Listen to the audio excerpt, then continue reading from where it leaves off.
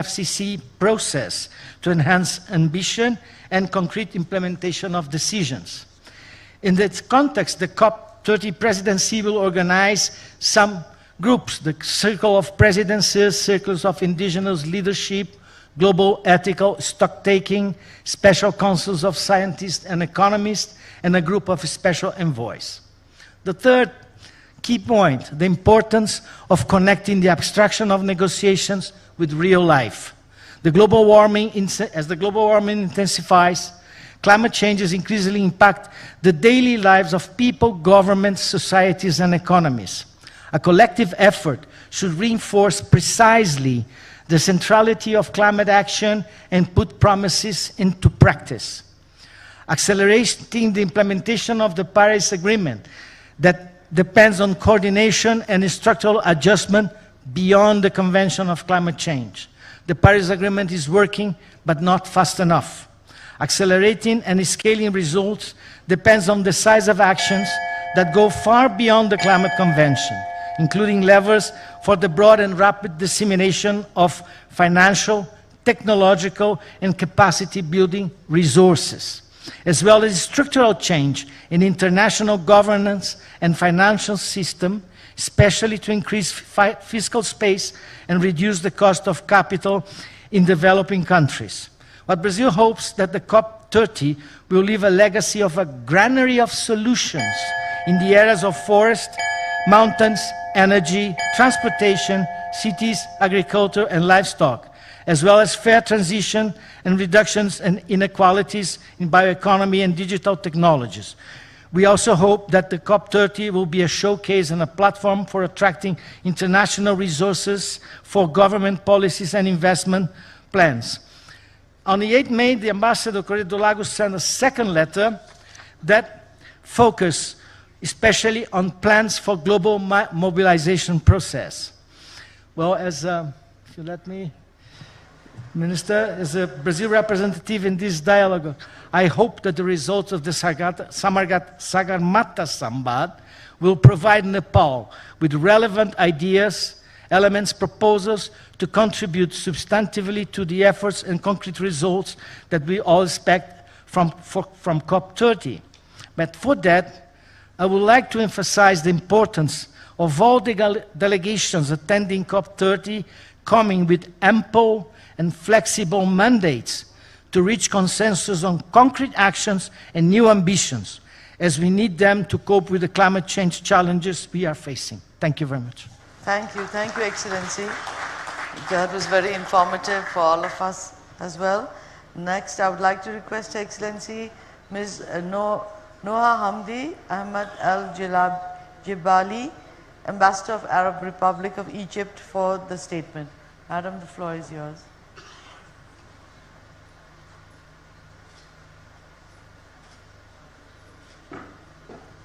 Her statement will be followed by Oman. Honorable Dr. Afzal Rana Duba, Minister of Foreign Affairs of Nepal, Honorable Mr. Ain Bahadur Shahi Takuri, Minister of Forest and Environment of Nepal, Honorable Ministers, distinguished guests, Excellencies, ladies and gentlemen, Namaste and warm greetings. It is a great honor for me to be here today to address the first edition of the Sagarmatha Sambaad, a timely and visionary initiative by the government of Nepal. Held in the shadow of the majestic Sagarmatha, Mount Everest, this dialogue not only represents symbolic significance, but also practical urgency. It reminds us all that our highest mountains are not distant peaks, but vital guardians of ecosystems, biodiversity, water security, and ultimately human survival. Egypt commends Nepal for convening this multi-stakeholder dialogue at such a critical juncture in our collective climate journey. Despite being a country whose terrain is predominantly plain, Egypt recognized the ecological, societal, and climatic significance of the mountainous regions, both in our own territory and globally. Mountains play an outsized role in local climate regulation, groundwater recharge, and biodiversity preservation. These are all essential to the national strategy for climate adaptation, and their protection is integral to sustainable development. Ladies and gentlemen, Egypt had the honor of hosting COP27 back in 2022. COP27 was a historic milestone in the global climate process. It elevated the voice of the Global South and placed adaptation and climate justice at the heart of the agenda. Perhaps one of the most notable outcomes of COP27 was the establishment of the Loss and Damage Fund, a long-awaited mechanism aimed at supporting vulnerable countries suffering the devastating consequences of climate change. This was a collective triumph born from years of advocacy by developing nations, including mountain countries like Nepal, who face rising temperatures, glacial retreat, and water insecurity at an alarming pace. COP27 also resulted in the launch of the Sharm el-Sheikh Adaptation Agenda, a comprehensive initiative to accelerate resilience building across food systems, water resources, and infrastructures, areas critical to mountainous regions. Today, as we gather here in Kathmandu, Egypt reaffirms its full understanding of the environmental, social, and economic significance of mountains to Nepal, one of the countries most affected by climate change in high-altitude zones. We fully support Nepal's efforts to protect its unique mountain ecosystems and enhance the resilience of local communities, especially in light of all the climate challenges. Egypt strongly supports the integration of mountain issues into global adaptation frameworks, including the Paris Agreement and the UN 2030 Agenda for Sustainable Development, particularly Goal 13, Climate Action, and Goal 15, Life on Land. It is imperative that fragile mountain areas in developing countries receive targeted financial and technical support. Climate finance has to be made more accessible and equitable, and a larger share must be directed towards adaptation, especially where vulnerability is greatest. Ladies and gentlemen, the mountains, like the oceans and forests, are part of the interconnected systems that sustain life on Earth, but their voices have long been subdued in international fora. The Sagarmatha Sambaad, I believe, will help change that. Thank you very much. Thank you, Excellency. Now, thank you. I would like to invite His Excellency Isa bin Saleh Al Shibani, Ambassador of the Sultanate of Oman, to Nepal. And I would also like to recognize we have with us now Her Excellency Equina Ekiko, Parliamentary Vice Minister for Foreign Affairs of Japan, who has just arrived in Nepal. So we will be first, since I have already invited Oman first, I would like to request His Excellency, the Ambassador of Oman, and after that, Madam Equina Ekiko.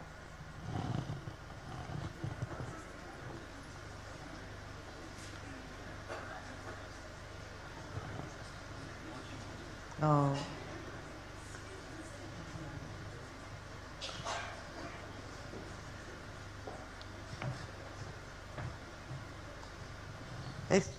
The floor.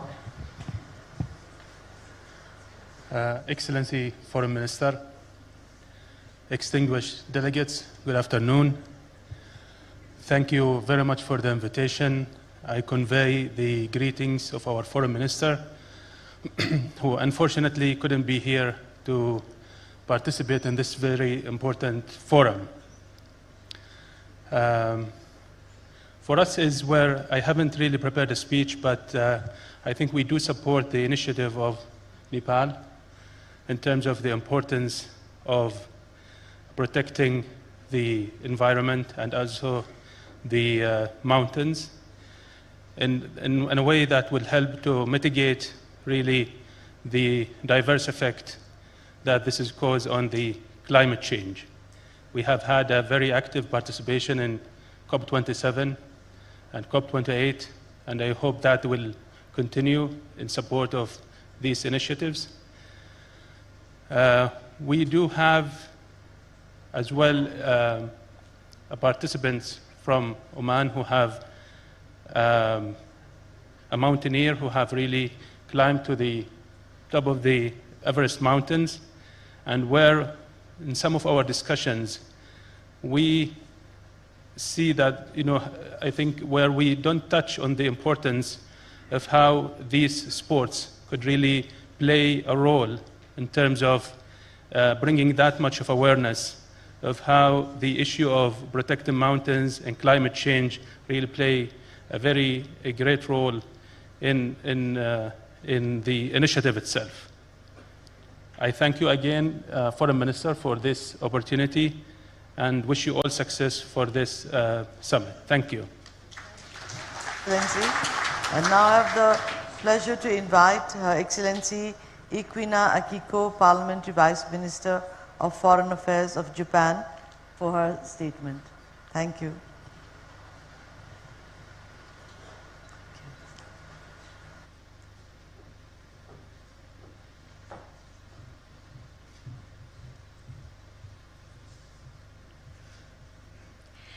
The Right Honorable Mr. Kadoga Prasad Sharma Ori, Prime Minister of Nepal, Honorable Dr. Arjulana Deva, Minister for Foreign Affairs and Chair of the plenary session, Honorable Mr. Ain Bahadur Shah Thakri, Minister for Forests and Environment, Nepal, and distinguished representatives from around the world.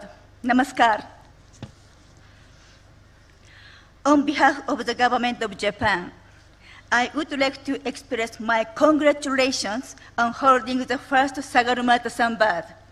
I would also like to express my gratitude to the government of Nepal for the invitation. We commend the Nepalese government initiative in establishing the Sagarmatha Sambaad as a forum for dialogue among multiple stakeholders, and believe it will be extremely useful in considering an action plan to address climate change. Climate change is a security issue that affects the very existence of humankind. Extreme weather events due to climate change significantly impact Japan's national security in various ways. This passage is included in Japan's National Security Strategy, which was adopted in 2022. This recognition is shared by many other countries. If we fail to address this issue, we may not be able to leave a world for our future generations. Given the urgency of the climate crisis, it is essential to bring together the wisdom and efforts of the international community to work together to solve it. Last week, I visited the Republic of Marshall Islands, RMI, an enchanting country with beautiful beach and people. The RMI is an atoll country with an average elevation of only 2 meters. I found at first hand that issues of climate change and sea level rise are threatening the very existence of the country. The international community today is facing changes that will define the era. Amid shifting power balances and intensifying geopolitical competition, divisions within the international community are becoming even more serious. At the same time, global issues such as climate change are becoming increasingly grave. Many countries are facing economic slowdown and widening economic disparities. The question now is how to overcome these compound crises. Japan is committed to working with all stakeholders to overcome these challenges. Japan is taking the lead in reducing greenhouse gas emissions.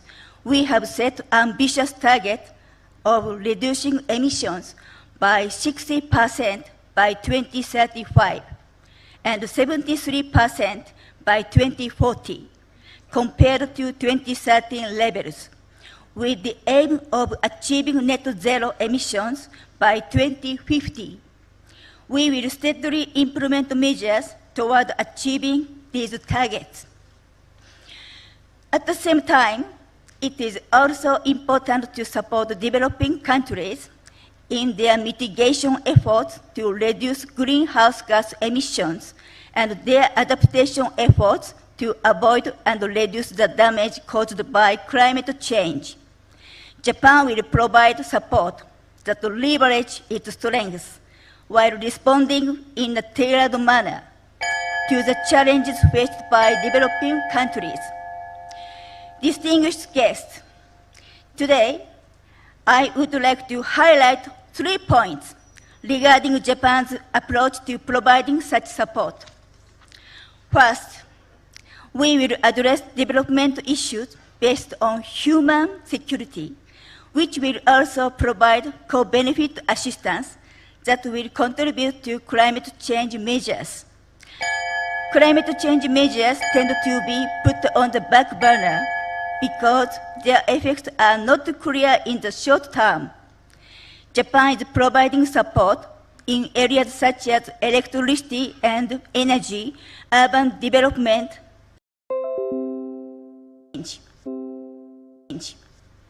Second, we will utilize our technologies and knowledge and promote innovation. Japan has a long-standing advantage in responding to natural disasters, such as floods and in disaster risk reduction. We have proactively contributed to promoting disaster risk reduction measures internationally, including initiating the adoption of the Sendai Framework for disaster risk reduction, which serves as a major international guideline. At the same time, this is an ongoing challenge that Japan is also working on through trial and error, and it is important to promote intellectual collaboration among private, public, and academic institutions. It is also crucial to embrace a perspective of co-creating solutions with other countries. Japan, as equal partners, will aim to co-create solutions tailored to various circumstances of each country. Third, we will collaborate with various stakeholders. Climate action is a challenge that must be addressed across borders. We will promote collaboration with diverse partners within the region. Climate action requires significant funding. Thus, we will promote the use of external finance, such as the Green Climate Fund, and collaborate with the private sector. Distinguished guests, here in Nepal, natural disasters such as floods and landslides are also frequent.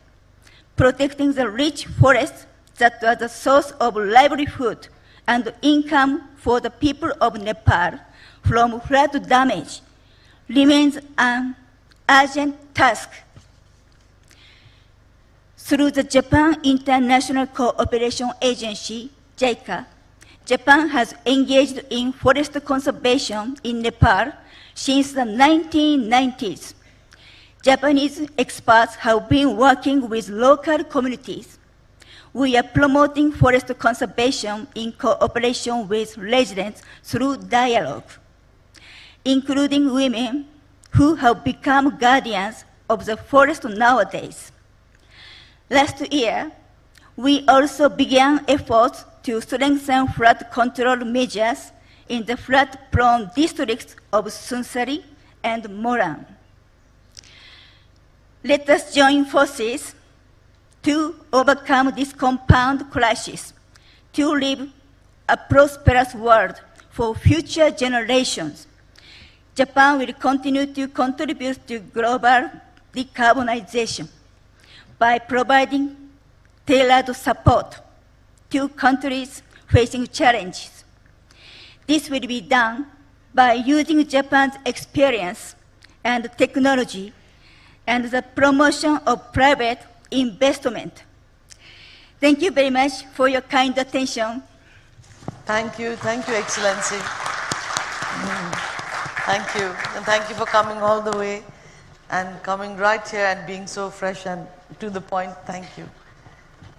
I would now like to invite His Excellency Mr. Abrar H. Hashmi, Ambassador of the Islamic Republic of Pakistan to Nepal, for his statement. Excellency, the floor is yours.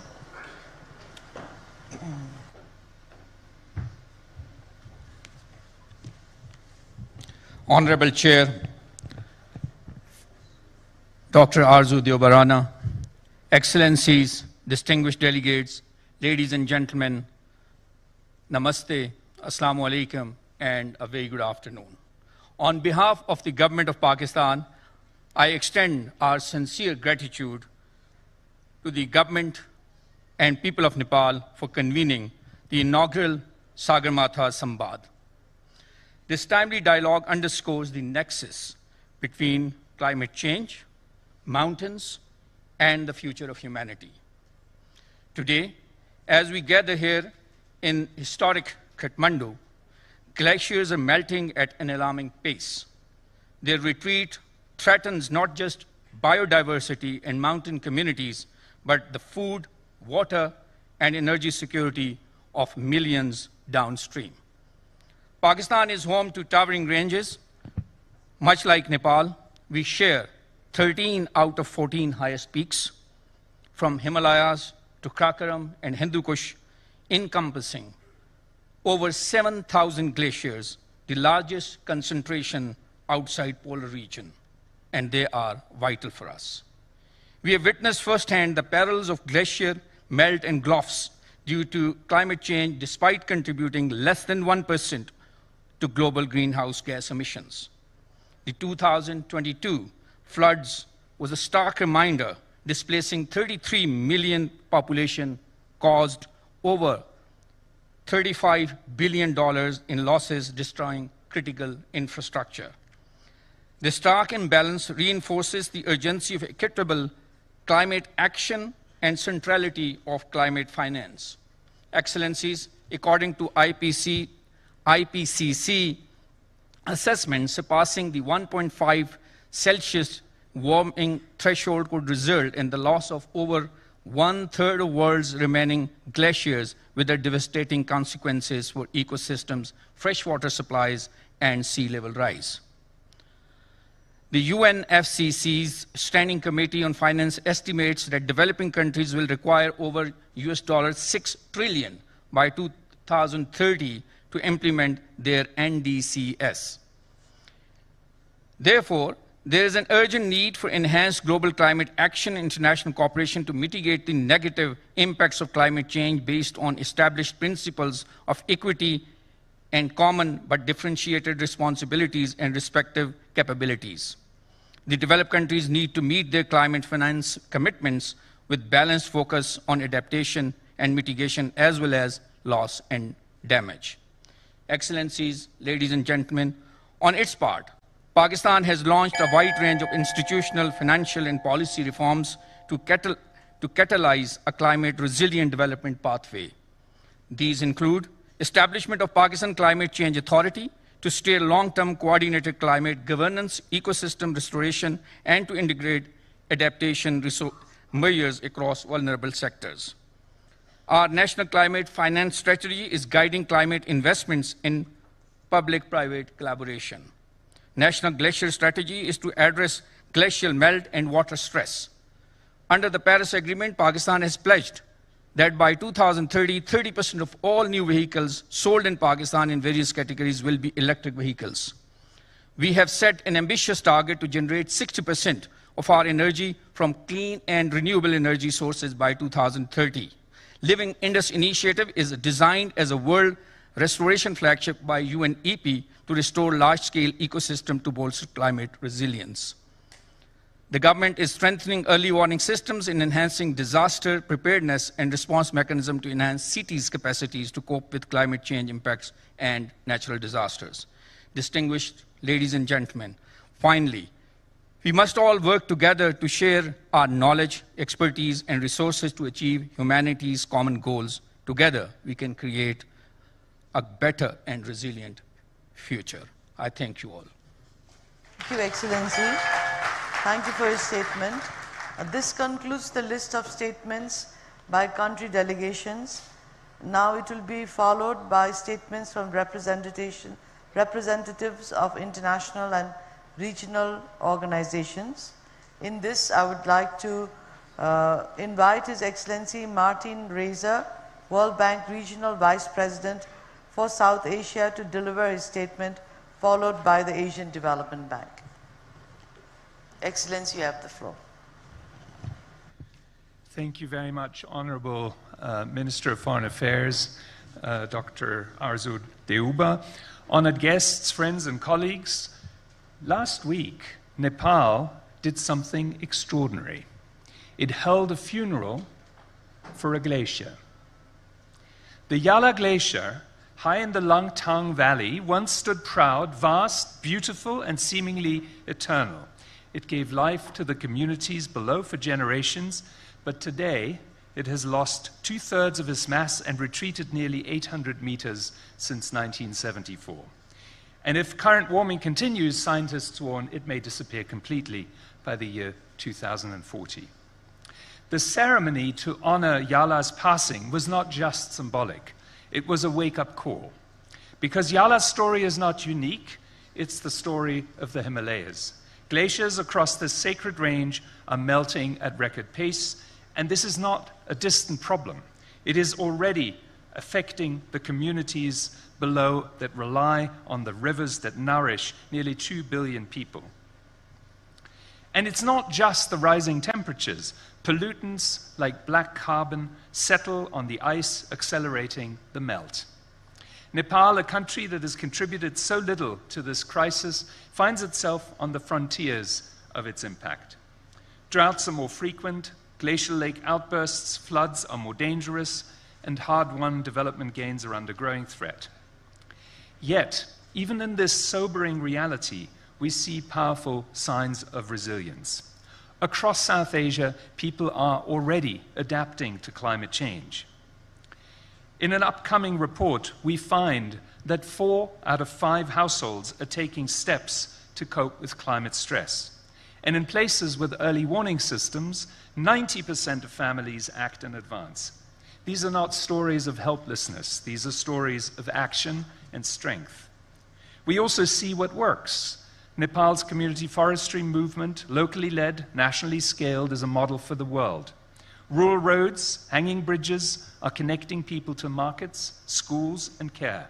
Indeed, it turns out that some of these basic development investments are at the core of effective adaptation strategies.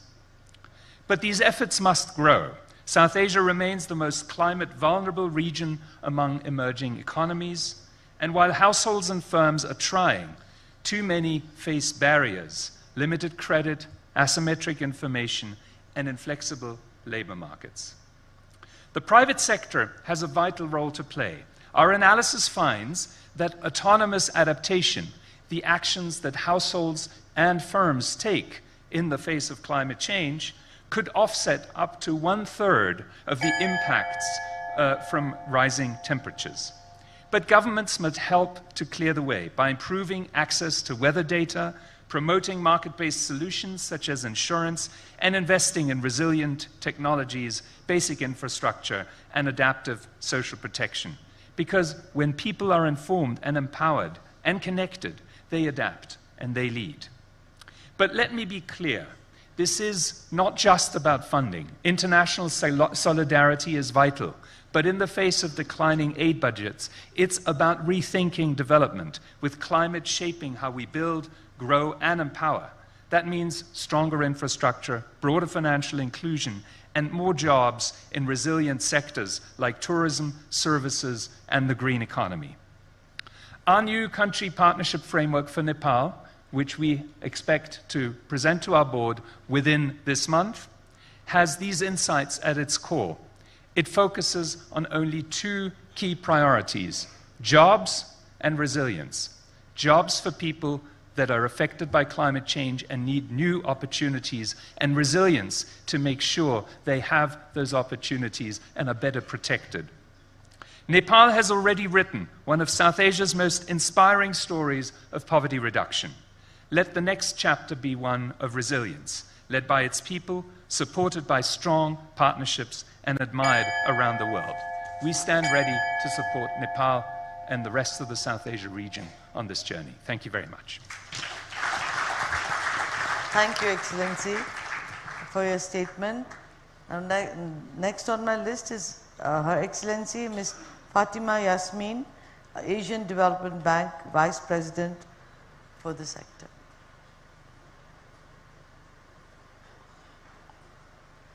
Her statement will be followed by SARC.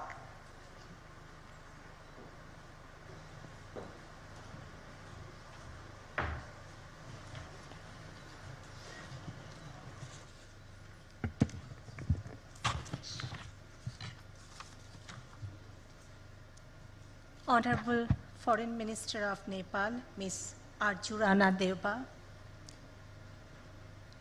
Excellencies, distinguished participants, ladies and gentlemen, a good afternoon to you all. It is my privilege to speak at this inaugural session of Sagarmatha Sambaad. I would like to extend my heartfelt congratulations to the government of Nepal for hosting this event on climate change, mountains, and future of humanity. The majestic ranges of Hindu Kush Himalayas, Pamir, and Tian Shan have long shaped the culture, spiritual, and ecological identity of Asia. For the people of this region and beyond, mountains are not just an awe-inspiring landscapes. They are also sacred places, vital ecosystem, and essential sources of livelihoods. Yes, these mountains are now at the front line of the climate change crisis.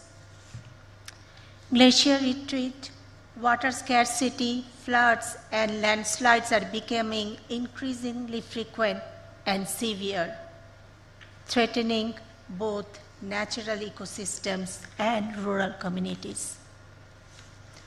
Hard-earned development gains achieved over decades by the people, communities, and countries are at constant risk of being wiped out in a single event. The 2024 glacial lake outburst flood in Sikkim was a stark warning of our rapidly changing climate. Unfortunately, it is not an isolated incident. What happened in the highlands inevitably cascades down to the lowlands, farther downstream in the deltas, such as the one where I come from. Sea level rise, floods, and typhoons present parallel risks. This is a shared crisis that demands coordinated actions requiring regional cooperation and long-term resilience planning.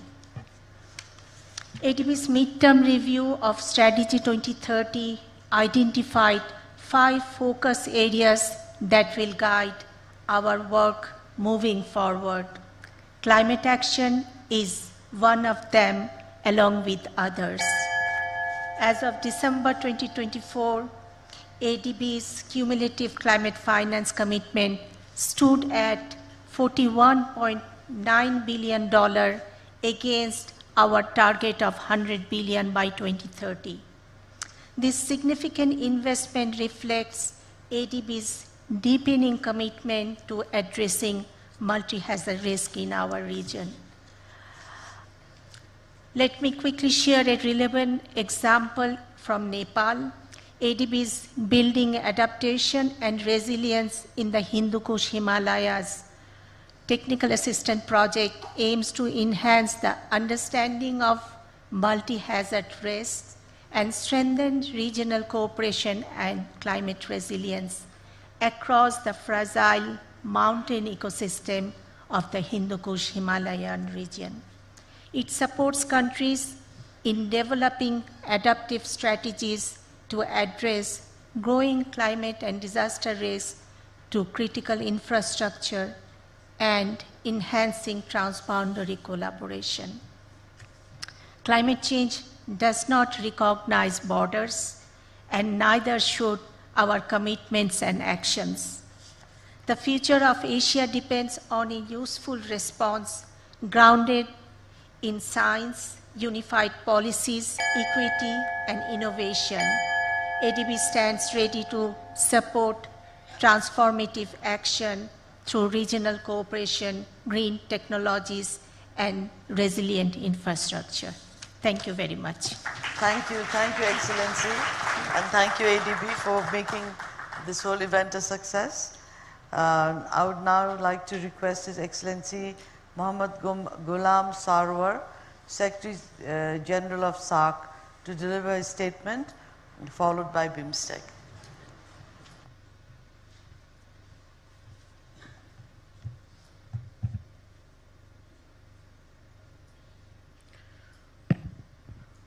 Honorable Dr. Arzu Rana Deuba, Foreign Minister of Nepal, Honorable Ministers, distinguished delegates, ladies and gentlemen, good afternoon, namaste and assalamu alaikum from the South Asian Association for Regional Cooperation, SAARC. It is a great honor for me to join you at this important forum, Sagarmatha Sambaad, aptly named after the world's highest peak, the majestic Mount Everest, Sagarmatha, which is not just our shared heritage, but also a symbol of endurance and resilience of Mother Nature. I commend the government of Nepal for convening this important multi-stakeholder dialogue on this critical theme, the climate change, mountains, and the future of humanity. The ecological lifeline today stands at a crossroad. Adverse impact of climate change is clearly visible in our mountains, and our mountains are sounding an unmistakable call for urgent and unified actions. Climate change has turned the Himalayas into both frontline and at the fault line. The Himalayas, which span across multiple SAARC countries, are warming twice the global average. Glaciers are retreating at an alarming rate. Seasonal patterns are becoming unpredictable. Communities are facing increasing risk of floods, landslide, glacial lake outburst floods, water insecurity, rising food insecurity, and forced migration. For mountain dwellers and the downstream populations alike, these changes are not abstract projections, they are the urgent realities. In South Asia, home to nearly a quarter of the humanity, the stake could not be higher. This is not just an environmental crisis, it is a development crisis, a security concern, and a human tragedy in the making. As we confront this growing crisis, I firmly believe that the road to sustainability must be built both on regional cooperation and global solidarity. The shared nature of our geography and the interconnectedness of our climate demands shared responsibility and concerted action at various levels. Ladies and gentlemen, in 2010, the leaders from SAARC member countries adopted the Thimphu Statement on Climate Change at the 16th SAARC Summit. It was a landmark moment, the first time climate change took center stage at the highest level of our regional cooperation. The Thimphu Statement recognizes our mountains, rivers, and peoples are faced the shared threats, and it is committed us to share the response. It emphasizes the urgency of regional and international collaboration on climate change, mitigation, adaptation, and promote climate resilience. The importance of low carbon technologies, renewable energy, as well as knowledge sharing, and the moral responsibility to act not only for ourselves, but for our future generation. Excellencies, ladies and gentlemen, let this Sagarmatha Sambaad serve not only as a platform for dialogue, but as a call for action as we move forward on the path of climate resilience, regional solidarity, and sustainable development for our people. As the Secretary General of SAARC, I call upon all the member states and our partners around the world to prioritize, number one, strengthen the regional and global cooperation on climate science. Second, invest in the resilient communities. Third, protect and conserve the ecosystem that protect us. Fourth, amplify our collective voice on climate advocacy. Ladies and gentlemen, mountains may divide us geographically, but they also unite us in common purpose. Their waters do not stop at borders, neither do landslides, floods, or shifting monsoons. The climate crisis is indifferent to lines of the map. Therefore, our responses must be unified, science-driven, and rooted in justice and through regional cooperation. We must recognize, we must reimagine the development through the lens of sustainability. We must ensure that global collaboration is no longer optional, it is an imperative. Our future is intertwined with the fate of our mountains. The time to act cohesively, courageously, and collectively is now. Let the summit of Sagarmatha remind us of the height we can achieve when we come together. I wish everyone here a productive and successful Sambaad. Once again, I thank the government of Nepal for arranging such an important event in this beautiful city of Kathmandu. Thank you so much. Thank you, Excellency.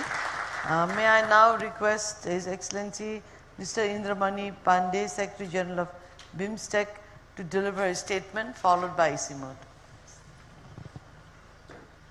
Excellency, you have the floor.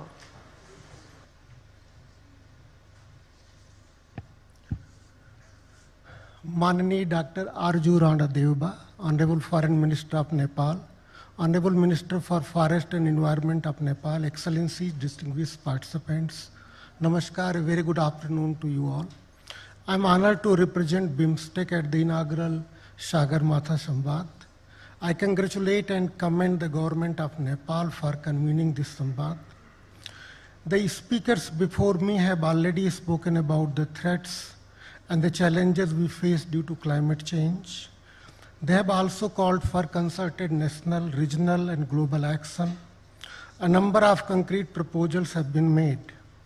I will therefore focus on the initiatives taken by BIMSTEC to deal with climate change and related issues. As you are aware, BIMSTEC was founded in June 1997 and has been in existence for almost 28 years. It brings together 7 countries of region: Bangladesh, Bhutan, India, Myanmar, Nepal, Sri Lanka, and Thailand. It has on its agenda 17 sectors for cooperation, and the permanent secretariat of BIMSTEC is located in Dhaka, which anchors all its activities. BIMSTEC has its own charter and well-established decision-making mechanisms, and it operates on the principle of consensus. It enjoys the requisite political support of all its members, focuses on technical and economic cooperation, and stays away from divisive political issues. The recently concluded 6th BIMSTEC summit in Bangkok imparted a huge impetus to regional cooperation in Bay of Bengal. Apart from the adoption of summit declaration, our leaders also adopted a BIMSTEC Bangkok Vision 2030, the first vision of BIMSTEC of its kind. Environment and climate change has been a key priority for regional cooperation under BIMSTEC. During the 6th summit, leaders endorsed BIMSTEC Plan of Action for Environment and Climate Change, which focuses on 3 key areas: biodiversity, waste management, and climate change. Recognizing the vital need for regional cooperation to protect delicate ecosystem of mountains, mountain economy has also been identified as a sector for collaboration within BIMSTEC. An intergovernmental expert group on mountain economy has already finalized a plan of action on mountain economy, which outlines key priorities including enhanced connectivity, clean energy promotion, ecosystem and environment protection, and development of green tourism and sustainable livelihoods. In order to deal with the challenges of global warming, the BIMSTEC member states have also prioritized transition to green energy. BIMSTEC has adopted a plan of action for energy cooperation and a memorandum of understanding for BIMSTEC grid interconnection. Several dedicated BIMSTEC centers further support our regional climate actions. The BIMSTEC Center for Weather and Climate provides critical weather forecasts and early warning services, and the BIMSTEC Energy Center is mandated to promote cooperation in renewable energy and energy efficiency. The BIMSTEC Expert Group on Disaster Management is currently engaged in finalizing a plan of action to improve preparedness and coordination for responding to natural disasters in the Bay of Bengal region. A Himalayan Science Council is being set up. Further, the BIMSTEC Secretariat is actively pursuing partnerships with the international and regional organizations which are engaged in global and regional climate action with a view to leveraging their knowledge, resources, expertise, and programs for enhancing regional cooperation under BIMSTEC for climate action. In conclusion, I would like to reiterate that BIMSTEC offers an inclusive and effective platform to promote regional cooperation in environment and climate change, green energy transition, disaster management, and other climate change-related challenges in Bay of Bengal region. BIMSTEC member states are committed to forging meaningful partnerships and advancing tangible action to ensure a sustainable and climate-resilient future for Bay of Bengal region. I thank you for your kind attention. Namaskar. Thank you, Excellency. I would now like to request Mr. Pema Gabso, Director General of ECMOD, to deliver his statement. Excellency, the floor is yours.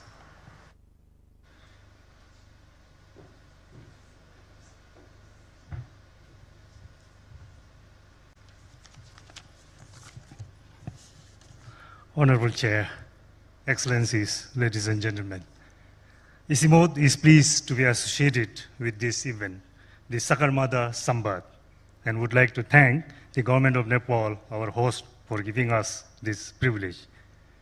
Let me join all other previous speakers to convey our sincere appreciation to the people and Government of Nepal for hosting this flagship event.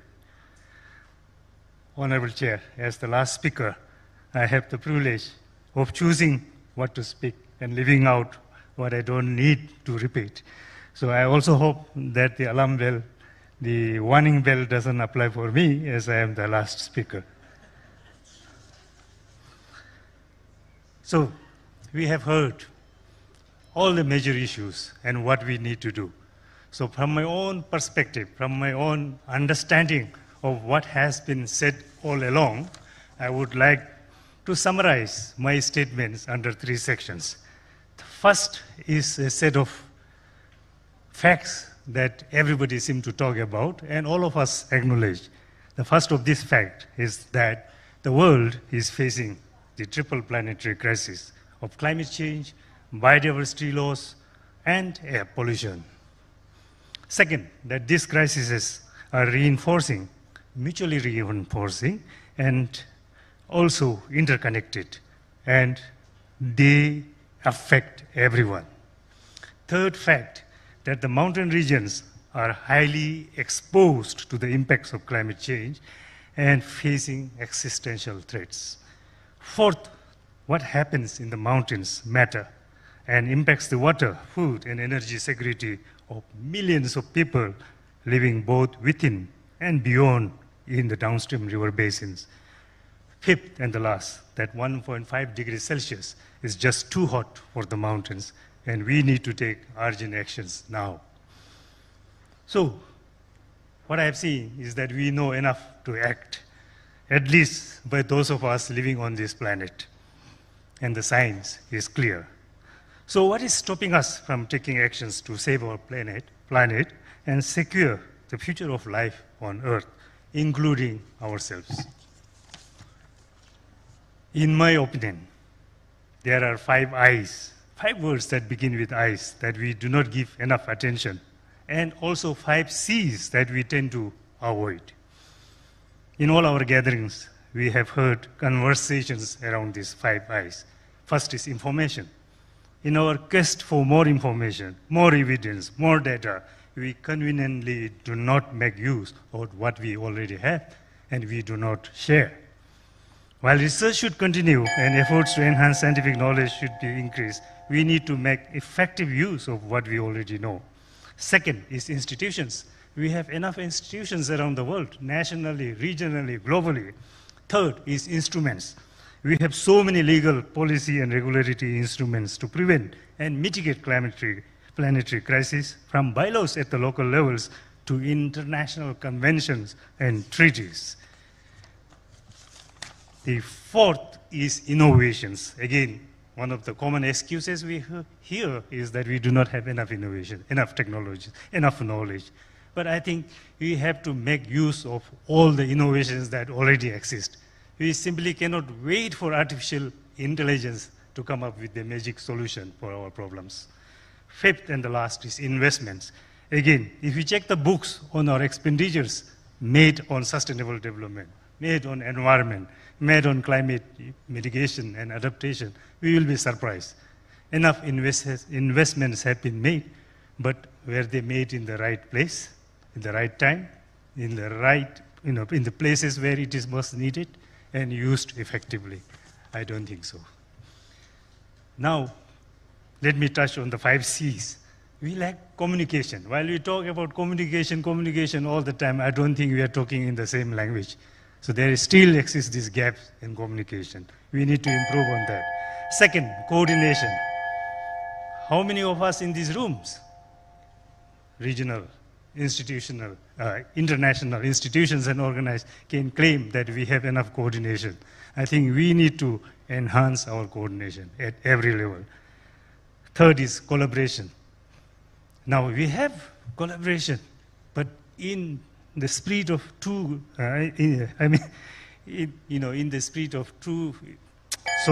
collaboration is much misunderstood and often constitute a convenient alliance or alliance of parties. Real collaboration in letter and spirit, that is what I wanted to say, is rare. And I think we need to improve on that. Final C is consistency. We need continuity and coherence. Sometimes we tend to take our interpretation of circular economy quite literally. We start something, halfway through we change and come back, and I think that should not happen. The last one is commitment. Commitment at every level, individual, institutional, national, and international levels. Commitments that can be actionable. So to conclude, let me once again reiterate that we know enough to take actions now, and what we can do today with $1 should not be kept in abeyance, as in the next 5 years or few years, it may cost us many folds more. The wisdom in the ancient proverb, a stitch in time saves 9, is perhaps more relevant now than ever. Excellencies, ladies and gentlemen, at ICIMOD, we are committed to do whatever we can do to support and contribute to the efforts made by our regional member countries and our development partners. We know our limitations, but we also know that with what we know, we can make significant contributions. So our mission ahead is that we must work together to make sure that mountains do not remain as an afterthought in discourses like this. Thank you very much, Excellency. Thank you very much, Pemaji, for your very wise words. He is indeed a practitioner of what we are talking about. And this brings to the conclusion our plenary session for today. I deeply thank all the distinguished speakers for the valuable insights, views and wisdoms expressed in their statements. The views and voices will really count a lot in shaping our way forward, our collective action. I think this has been resonated deeply in the session today, that we have knowledge, we know where we want to go. It is a matter of putting our will together and a commitment of sitting down together and really charting the way forward. And we hope this is going to be a place of departure where not only we speak but we really act upon what we are saying. So, and the contents of all this will be reflected in the report of the Sambaad. I also would like to thank all the distinguished participants assembled in this chamber for patiently listening to all the speakers and to me. I hope the same level of interest and enthusiasm will remain as the Sambaad proceeds through various thematic parallel sessions in the coming 3 days. I hope all of you have pursued have read carefully all the program that has been up on the website, because there are going to be many very interesting speakers and parallel sessions. So I hope this morning has been worth the while, especially for all our guests who have come from very far to be here with us today. And I would like to invite you all for the lunch after this, and for all the interesting sessions that we are going to have tomorrow.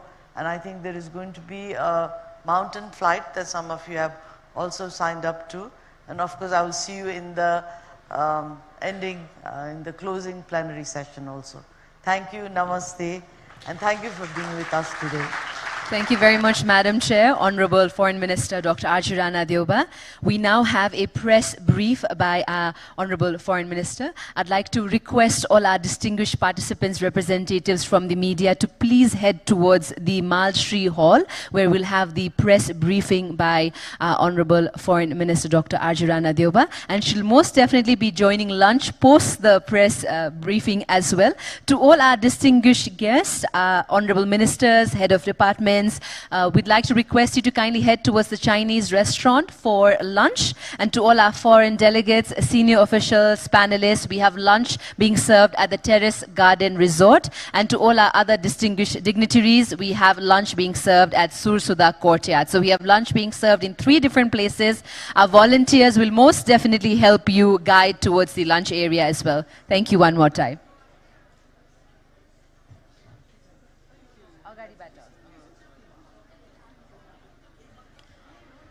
We have the parallel sessions starting from 2:30, requesting all our distinguished delegates to please be back for the parallel sessions. The main theme being Beyond Mountains, linking mountains to oceans. The of 1.5-degree ambition for preservation of glaciers, and parallel session 2 shall be on connecting highlands to islands, requesting all our distinguished participants to please be back in this very hall for the 2 parallel sessions. One more time, requesting all our distinguished friends from the media to please join us at the Malshri Hall for the press briefing. Our Honorable Foreign Minister Dr. Arju Rana Deuba will be present at the press briefing. So requesting all our friends from the media to please join this press briefing. One more time, the 3 different designated areas for lunch would be at the Chinese restaurant, at the Terrace Garden Restaurant, and at the Sursudha Courtyard. In case of any confusion, our volunteers outside will be guiding you.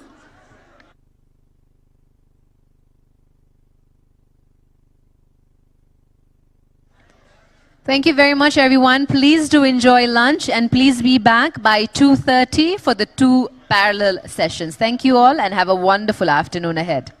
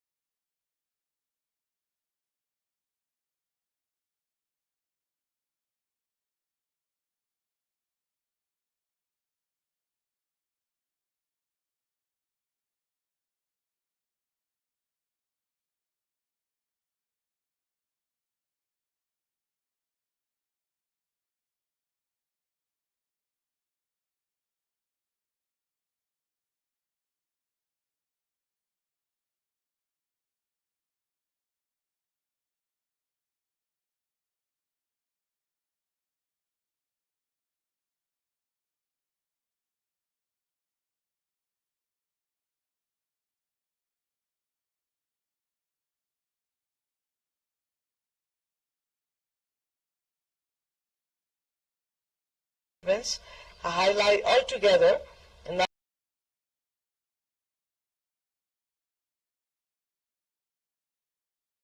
19 delegations delivered their statements highlighting various aspects of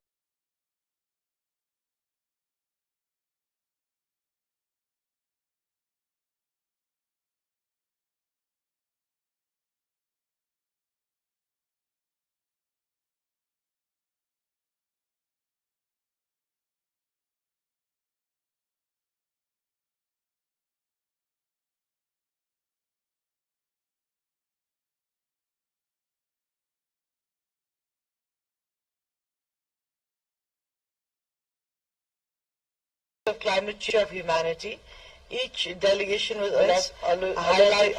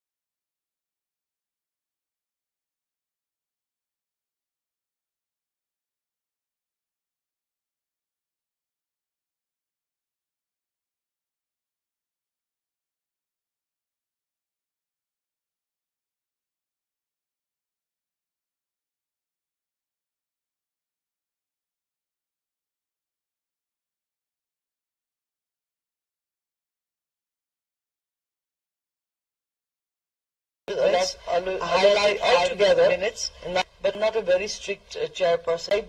Events, complementary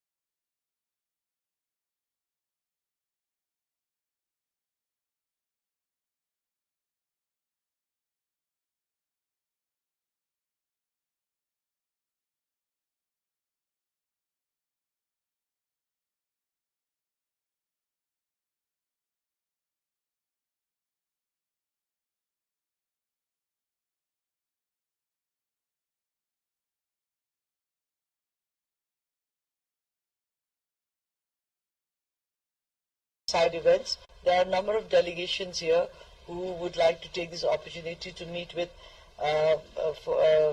various ministers from the Nepali government.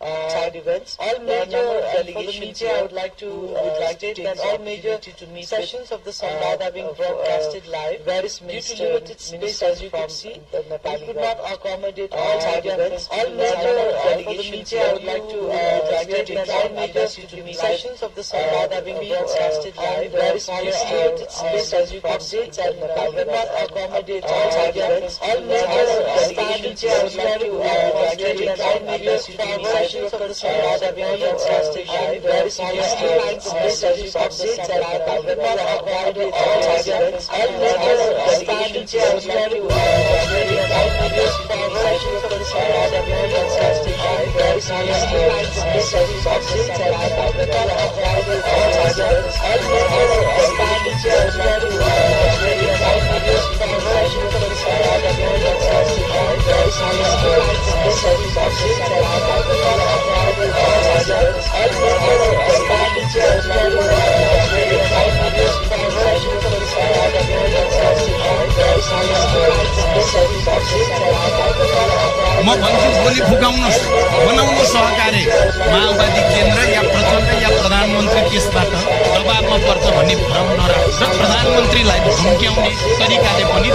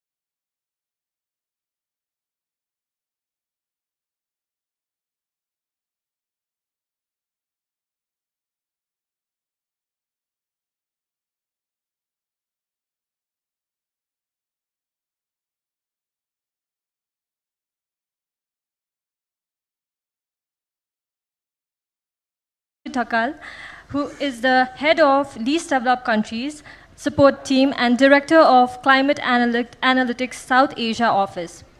He also serves as lead advisor to the chair of the LDC group in multilateral climate change negotiation processes, providing high-level strategic support to LDC officials and ministers across UN Climate Forum. Mr. Thakal remains actively engaged in writing, teaching, and presenting on climate change and environmental governance. To facilitate this panel, I would like to request Mr. Manjeet Thakal to come to the stage. Sir, the floor is all yours. Thank you very much. I can understand it can be difficult just after the lunch, but really appreciate everybody for being here on time. We can still see like some of the seats over there are vacant, so feel free to move to that side. We are sorry for the setup of the room. It's an entry from this side, but many of the seats on that side are still free, so feel free. There are also a few very comfortable seats at the beginning, so feel free to join at the front as well, so that you can be very close to Honorable COP President and also the Secretary from IPCC. So the seats are there as well. So maybe without any further ado, let me start. The setup, the way we have planned, our panelists are already here, and I'll take some time to introduce them in a while. We have also been graced with the presence of the COP President here, who will share with us a very brief remarks at the beginning before the keynote speaker. Thank you, sir, for being here with us. And then we will kick off with the discussion. We'll try our best to limit the intervention from the panelist as well as the keynote speaker. And I'm very confident our panelist and the keynote speaker will make a very brief presentation so that we'll have more time to interact with the participant. Again, so Excellencies, distinguished guests, panelists, and dear participant, namaste and very warm welcome. It's my honor to moderate this first parallel session at the very first Sagarmatha Sambaad, dedicated to the theme that sits at the heart of our gathering here, urgency of 1.5 degree ambition for glaciers preservation. And we have heard much about this topic in this morning at the plenary. We are here today not just to talk about the melting of ice, a rising temperature, but also about the future of the humanity, about the water, about ecosystem, about livelihood and the survival. And there is no more fitting places than here in Nepal, the home of Himalayas, the Mount Sagarmatha, to raise this alarm. I can still see, I'll pause my remarks here, I can still see many of the colleagues here in this side of the room, so maybe feel free if there is any difficulty, maybe some of the colleagues can move this side slowly so that you can create some back-end space over here. Let me also begin by briefly setting a context here. Last year, as we all know, 2024 was the hottest year on record. The global temperature reached 1.55 degrees Celsius above the pre-industrial level. And this is not I am saying, this came from the WMO, from the IPCC, and we are very grateful to have the secretary from the IPCC here with us. And we have also heard many times this confusion about 1.5 degree, and we have heard that maybe the 1.5 degree target that was set in the Paris Agreement may have breached. But I think there was a very clear information from the recent report that the WMO published on the state of climate change that confirmed that the long-term targets that has been set in the Paris Agreement is still alive. And if the countries come together, set an ambitious action, that's achievable. The impact that we have seen are still that it's no more only a projection. Just last year in Nepal, the two glacier lake outburst flood in the Everest region destroyed the whole village called Thame. And the Honorable Minister from Nepal, who is presented the country statement this morning, also visited there to see the first-hand devastation from the glacier lake. But again, that didn't just stop there. A week later in September, we experienced an unprecedented rainfall in Kathmandu, in the eastern part of the country, that took more than 250 lives and also damaged many of the critical infrastructure, including many of the hydropower in the central part of the country. So we are seeing this dangerous pattern. Glaciers are melting, shifting of the season, water sources are shrinking, and the risks are cascading. And this isn't just about the mountain, it's also about the billion of people who depends on the glacier-fed river across Asia and across the world, and also from highland up to the island, where the melting of the glaciers and the ice sheets also contribute to the sea level rise. So the science has been clear in the recent report of the IPCC in the AR6. It has been made clear that the emission must peak by 2025 and fall by 43% by 2030 and 60% by 2035 to achieve this target. So in that context, this year remains very critical. The 2 years ago, the first global stocktake gave us a very clear remarks that we are still not doing enough and much has to be done this year. And this year is here again with us to course correct. We have already set an ambitious decision in Baku last year, and that has to be carried out further as we move towards Curve 30. So today in this session, we will hear from our experts and a keynote speaker about what needs to happen, what urgently, globally and also collectively, to protect the glacier preservation, but also not limiting there to also protect the future of the humanity. As the impact on mountain does not only remain at this level. So with this context, I'm very pleased to say that this very first session of the Sagarmatha Sambaad, the first parallel session, is here open. I will introduce our panelists and also the keynote speaker. But before that, I have an honor to invite His Excellency Mukhtar Babib, the COP29 president, from whom we have also heard this morning in the opening plenary, but also where he also clearly stated how important is mountain for Azerbaijan as well. And when we visited there last year, we saw that from ourselves as well, and also the commitment that Azerbaijan has made in this process. We really appreciate you, sir. So, sir, the floor is here for you for next 5 minutes.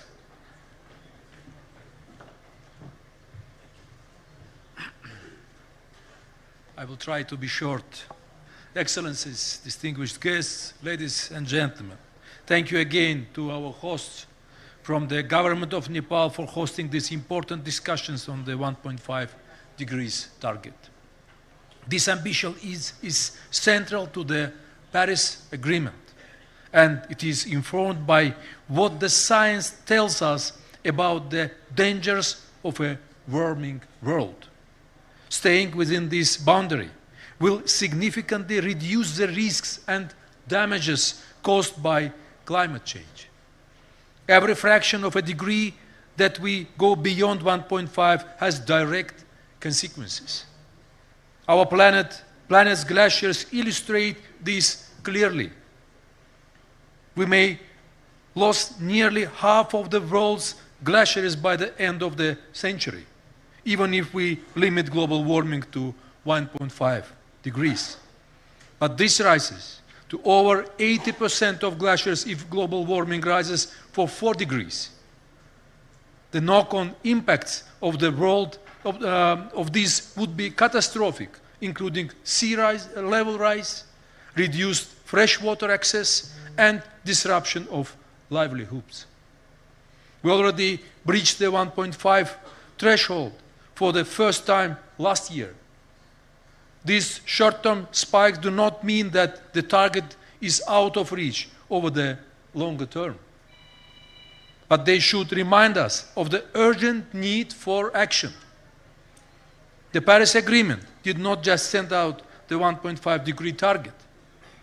It has also provided us with a framework to deliver on it. The next generation of national climate plans need to map out how each party will reduce emissions and adapt to the impacts of climate change. We must submit these documents by September at the absolute latest. And we welcome today the government of Nepal already submitted this document. They are our last opportunity to correct course and keep the 1.5 degree target within reach without a sustained overshoot. We hope that the Baku finance goal agreed at COP29 will give developing countries confidence that they will be supported as they create and implement these ambitious plans. We are calling on all donors to set out how they will deliver this climate finance support as soon as possible.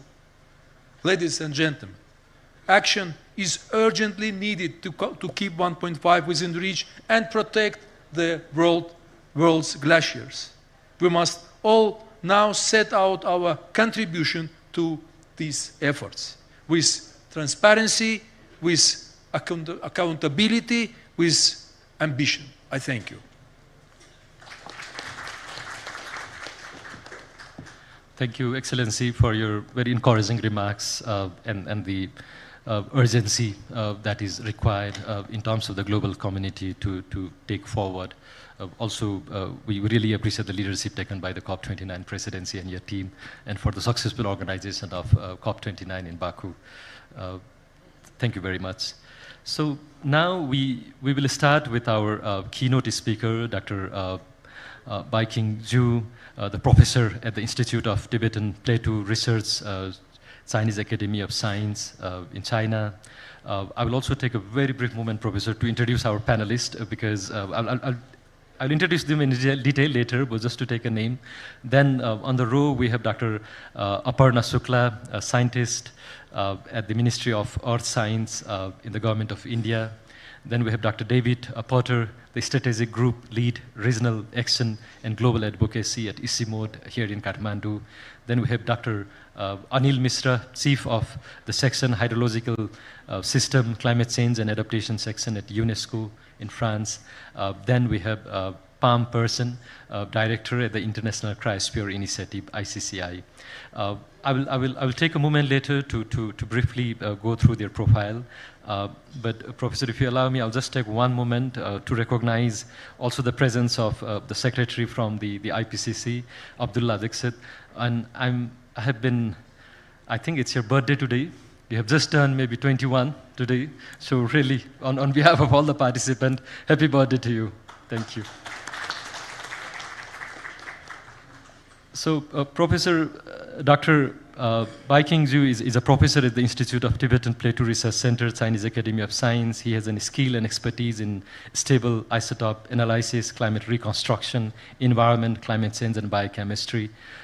With his rich experience and really a very grounded research that we will be learning just now, he will have a presentation. And I'm very sure Professor will be able to do this within 8 minutes, as we have a limitation on the time. Professor, over to you now.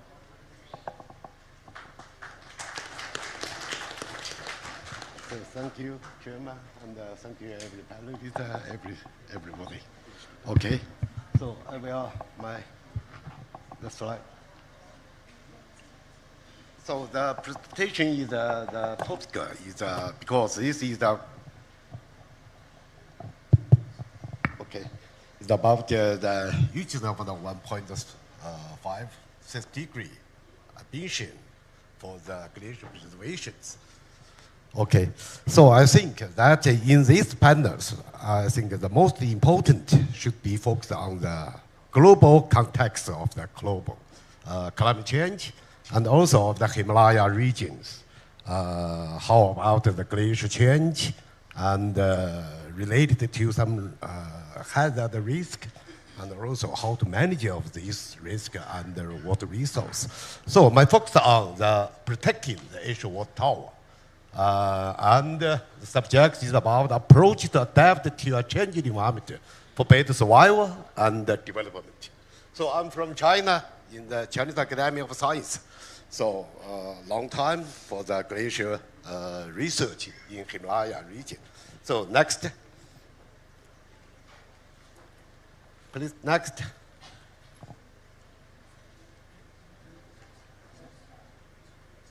Okay. So we will study from the global climate context. Just 2 months ago, WMO announced assessment about the global climate. The state of the global climate to 2024.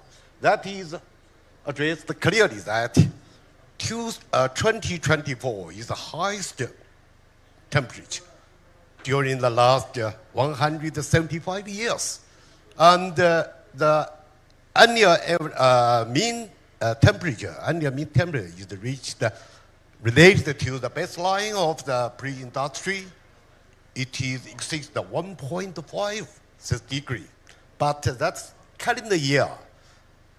Temperature increased about 1.5 is not clear, cannot match the to that our climate is over or exists at 1.7 degrees. So we will list about the different, just like this year announcement, the assessment and also IPCC for AR6 announced this assessment about the global climate change. We can find that actually for the last 10 years, our global surface temperature increased about 1.3 to 1.4 below this. So for us, the space is short, very narrow for 1.5 degrees to increase.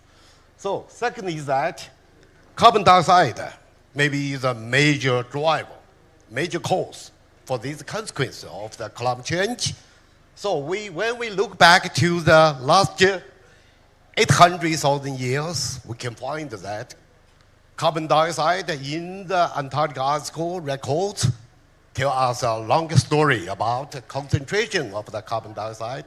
That highest carbon dioxide concentration is about 280 ppm, and the lowest is about 170. But today is about more than 430 ppm. So it's higher, more than the highest during history. It exists about 150 ppm. So, and for us, how to understand about 1.5 degree related to pre-industrial area average. That is that if carbon dioxide is a major driver, so we have no big space for our emission of carbon dioxide. Actually, the cumulative total emission of about the carbon dioxide is now more than 5 GT carbon. So if we reach to about 6 to 800 GT carbon, that will reach about 1.5 degree and 2 degrees. So it's narrow space for us to emit carbon dioxide in the atmosphere. And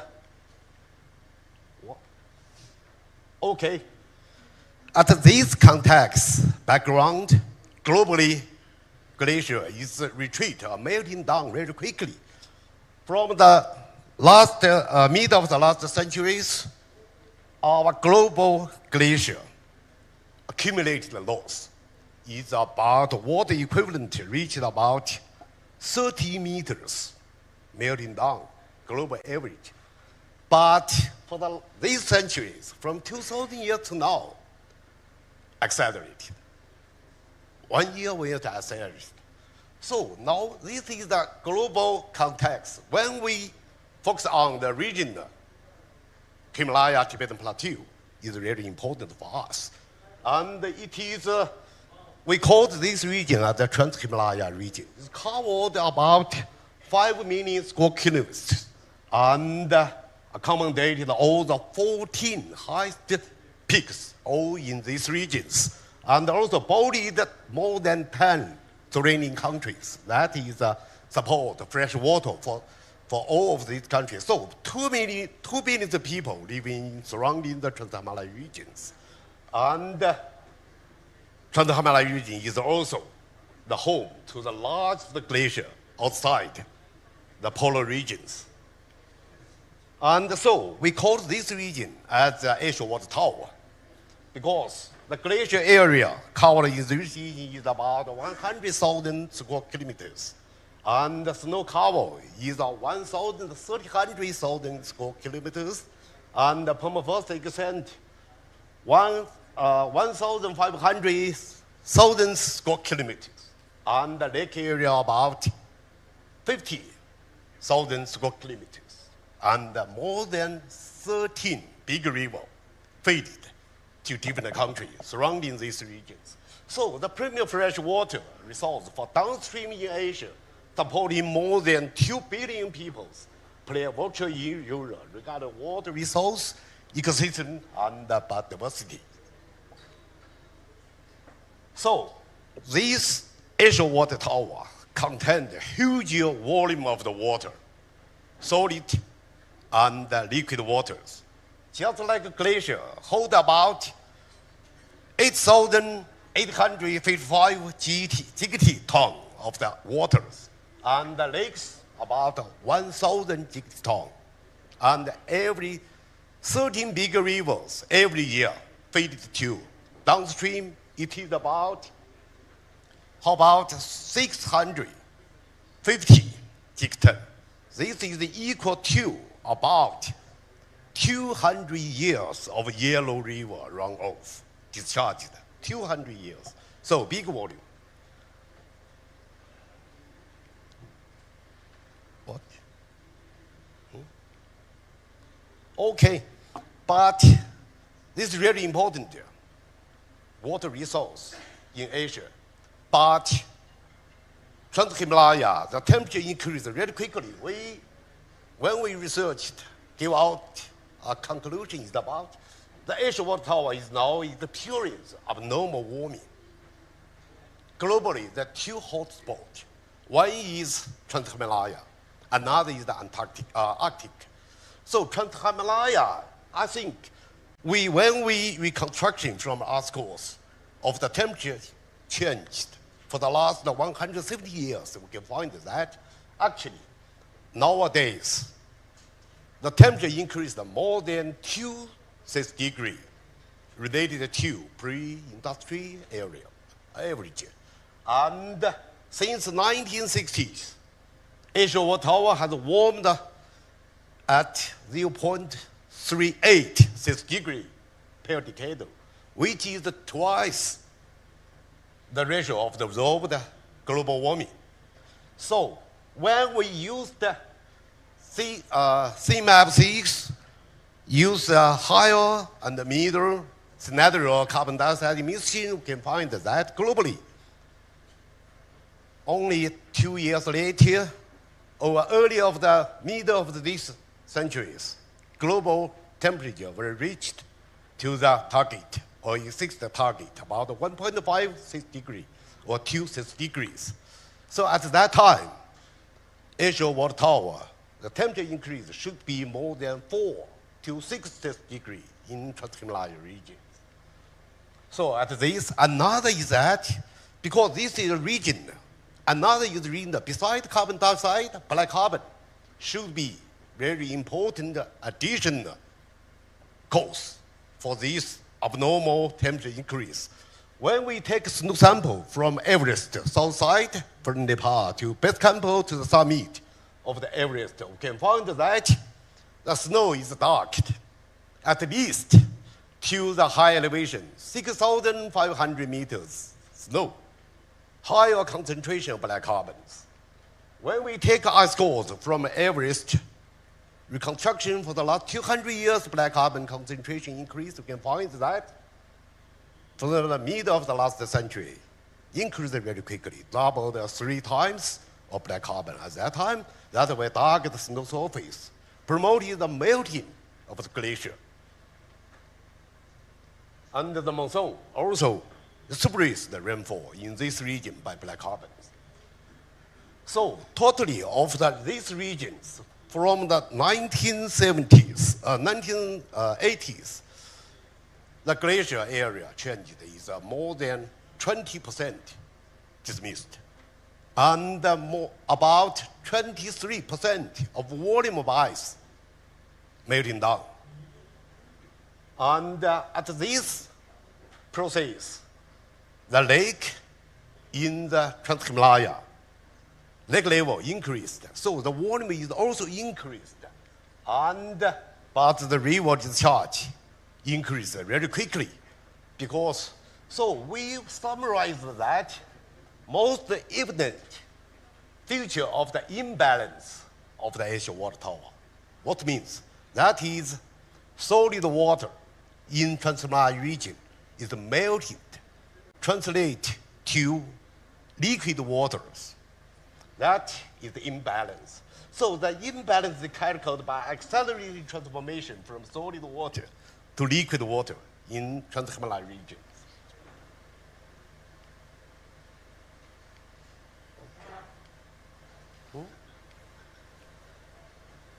And related to the glacial retreat or melting down, another following is that the chance of risk. How's that the risk? Just like the ice collapse, just like took place in China, 2016, and 2021 ice collapse in India, and also in Southeast Tibet Plateau. We can find that big damage of people life and livelihood. So that's should be careful in this region about the hazard risks. Another is that growth along the Himalaya. When we make inventory about this glacial terminal lake, we can find that it increases really quickly for the last 20 years. And so many terminal glacier is dangerous for the growth. That is the lake outburst. So that is a huge damage for the downstream region is expensive. So at this, we call for approach to adapt the imbalance of the freshwater tower and how to management of the freshwater resource and ecosystem in this region is really urgent at the 1.56 degrees. And so we think the most important things from the scientific perspective is one is that establish system monitoring for imbalance of the freshwater tower. So we announced also this to the UNESCO for the decade action of the philosophy for this. So establish system monitoring for the imbalance of the freshwater tower is really important to monitoring the change of this. Second is that to integrate observation of system science. And third, okay. Oh. Third is that integrate. Okay, another is that integrate our scientific research data because we need the AI model and the big model to calculate and the management of the water and also ecosystem.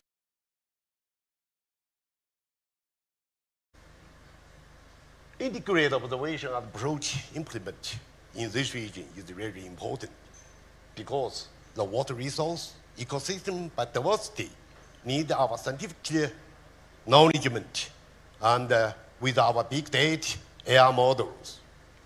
And so the most important is that international cooperation at this big region because involved with different countries and different people at these times.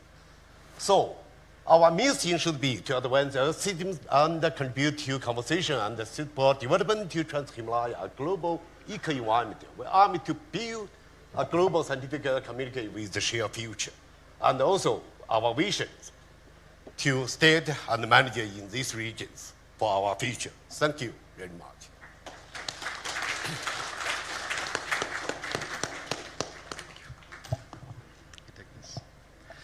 Thank you, Dr. Bai Qingzhu, professor at the Institute of Tibetan Plateau Research Center, Chinese Academy of Science. I can fully understand, Professor, it would be really useful to hear your slides, even for the longer time, and such an in-depth research, the findings that you have presented, that talks about the in-depth in terms of the Asian water tower, the temporal and the spatial disruption that we have seen in the glaciers in this region, and also how this rapid melting of the glacier is impacting the downstream, but also overall. So in our panel after this, we will try to also contextualize this also more from the global perspective. And since the 1.5 degree target is a global average, I think we heard a very interesting findings in terms of how that translate in the region. And I think one of the findings was the increase of the temperature in the Asian water tower is much higher than the global average. So where the impacts has been more observed. I'll move now to the panelists, and we have already taken much of the time. So what I will do is I can only take maybe one round of question, then we'll go back to the to the participant, and then again we'll come back to the panelists. So I'll start in terms of the row, and this is based on what the name that was there in the website, nothing on my control. But before that, I can still see like a lot of participants here this side. I think there are a few vacant seats on that row. There are also very few comfortable chairs on the front row. I can also see some few honorable member of parliament here who can maybe switch to the front row if you find comfortable. Make the seat available, or colleagues this side can also move that side. So since there are few seats available, I can see at least there are four seats in the front row. So feel free to join. Thank you, honorable. So Dr. Aparna Shukla, let me take a few moments to introduce you. Dr. Aparna is the, I've already said that she's a scientist at the Polar and the Cryosphere Division at Ministry of Earth Science in India, with the PhD in Himalayan cryosphere. She specialized in the debris-covered glacier. She oversees India's polar expedition. That sounds really exciting. And manages the funding for the cryosphere and the hydrology research. She has published many papers, also working with GSI and the wider institute. She's committed in advancing India's polar science and aiming research with the national and the global climate goal. With this in context, Dr. Aparna, and your very in-depth technical and research background, and given that the snow-covered glacier exhibit the important positive feedback effect, what are the observed and the expected impact on the Himalayan glaciers in terms of the response over the past decade and the projected future trend? The question may sound very technical, that's how we planned, but yeah, I'm sure you can respond it in a very simple way. Thank you.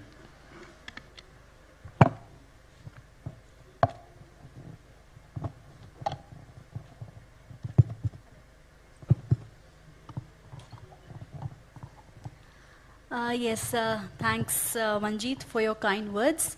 Namaste and good afternoon to all of you. So at the outset, I'd like to thank and appreciate the government of Nepal for initiating this very important and multi-sectoral dialogue, which with a theme on one of the most important and pressing issues of our times. I'd also like to thank the International Center for Integrated Mountain Development, ICMOD, for conceptualizing this session, for the excellent work that they do, and for having me here. Now, coming back to the question, I'd like to reflect a little on the positive feedback which Manjeet mentioned. So, what is this positive feedback we are talking about? So, as we know that the snow and glacial surfaces of the earth, they are very highly reflective, and what do is that whatever radiations which what fall on them, they radiate them back, and they help with this. They help in maintenance of the temperature of the earth's surface. And what is happening in the recent times with the increase in the ambient temperature, the glaciers and the snow cover is melting at an unprecedented rate. And this is leading to more and more radiations getting absorbed into the surface of the earth, and which is leading to further warming.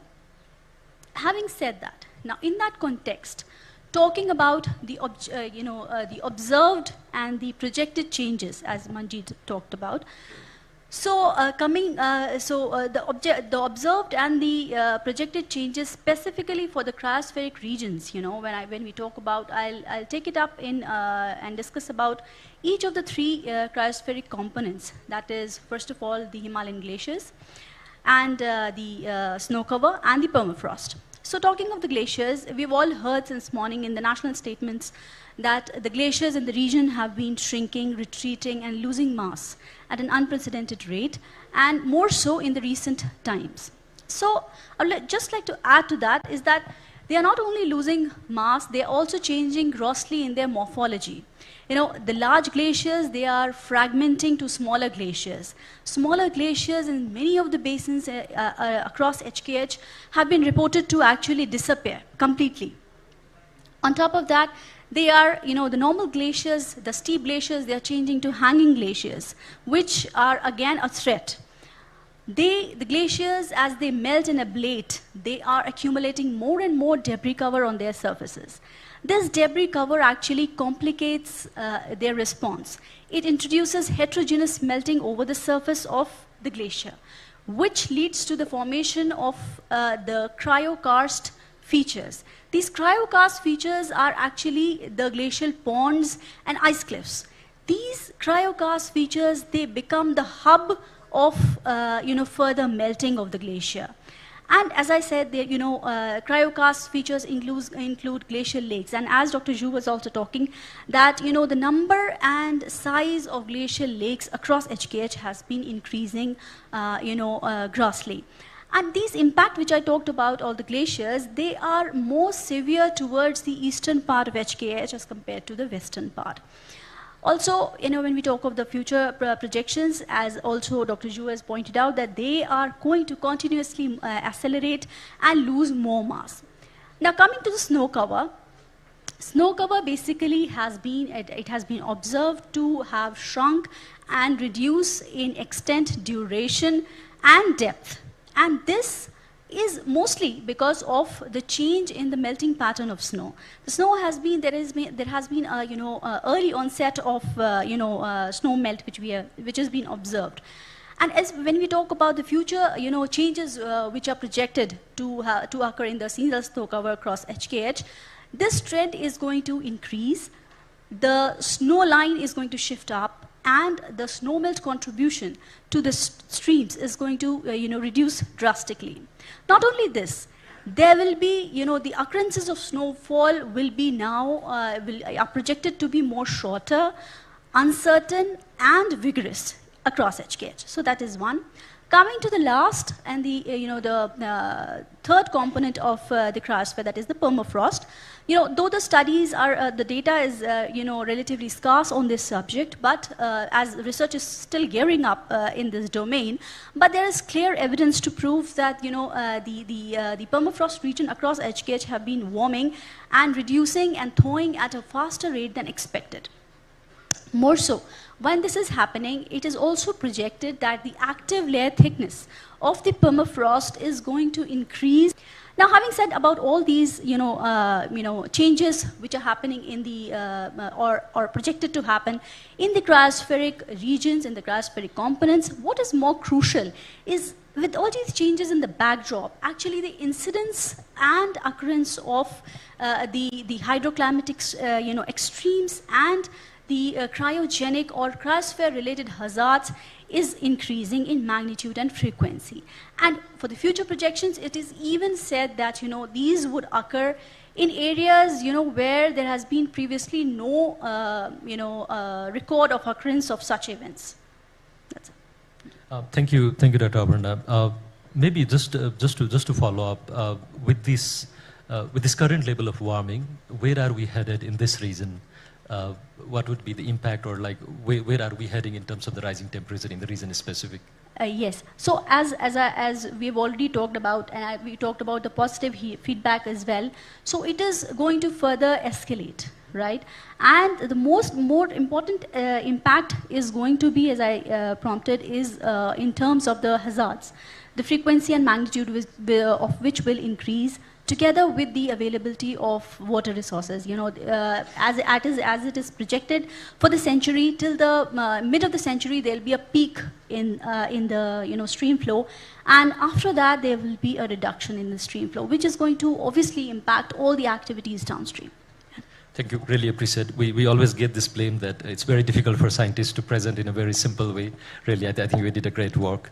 So let me follow up further to Dr. David Potter, who is the strategic group lead at the Regional Action and Global Advocacy at ICIMOD Nepal. And let me also take this moment to appreciate the role of ICIMOD, and also here in this Sambaad, but also for this session, and the presence of Dr. Pema, who was here earlier. I think he may have left now. And Dr. David has spent, I think, most of his time on an academic field earlier, but also I think he's leading the ICIMOD strategic group in 3 regional action and the global advocacy since just last year. He joined from the UK central government, where he spent 17 years in the range of technical and the leadership role. Most recently, he was head of the climate and environment profession at the UK Foreign Commonwealth and the Development Office, FCDO, where he led the department 120 climate and environment experts and provide the strategic advice to the senior team.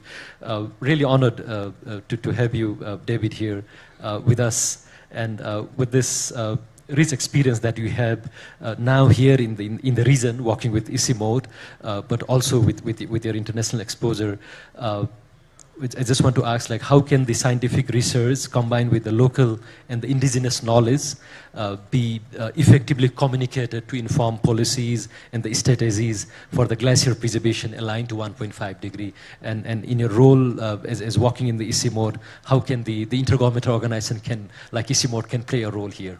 Over to you, David. Thanks very much. Thank you very much, everyone, for being here, and I really appreciate this opportunity to speak today. And thanks for the question.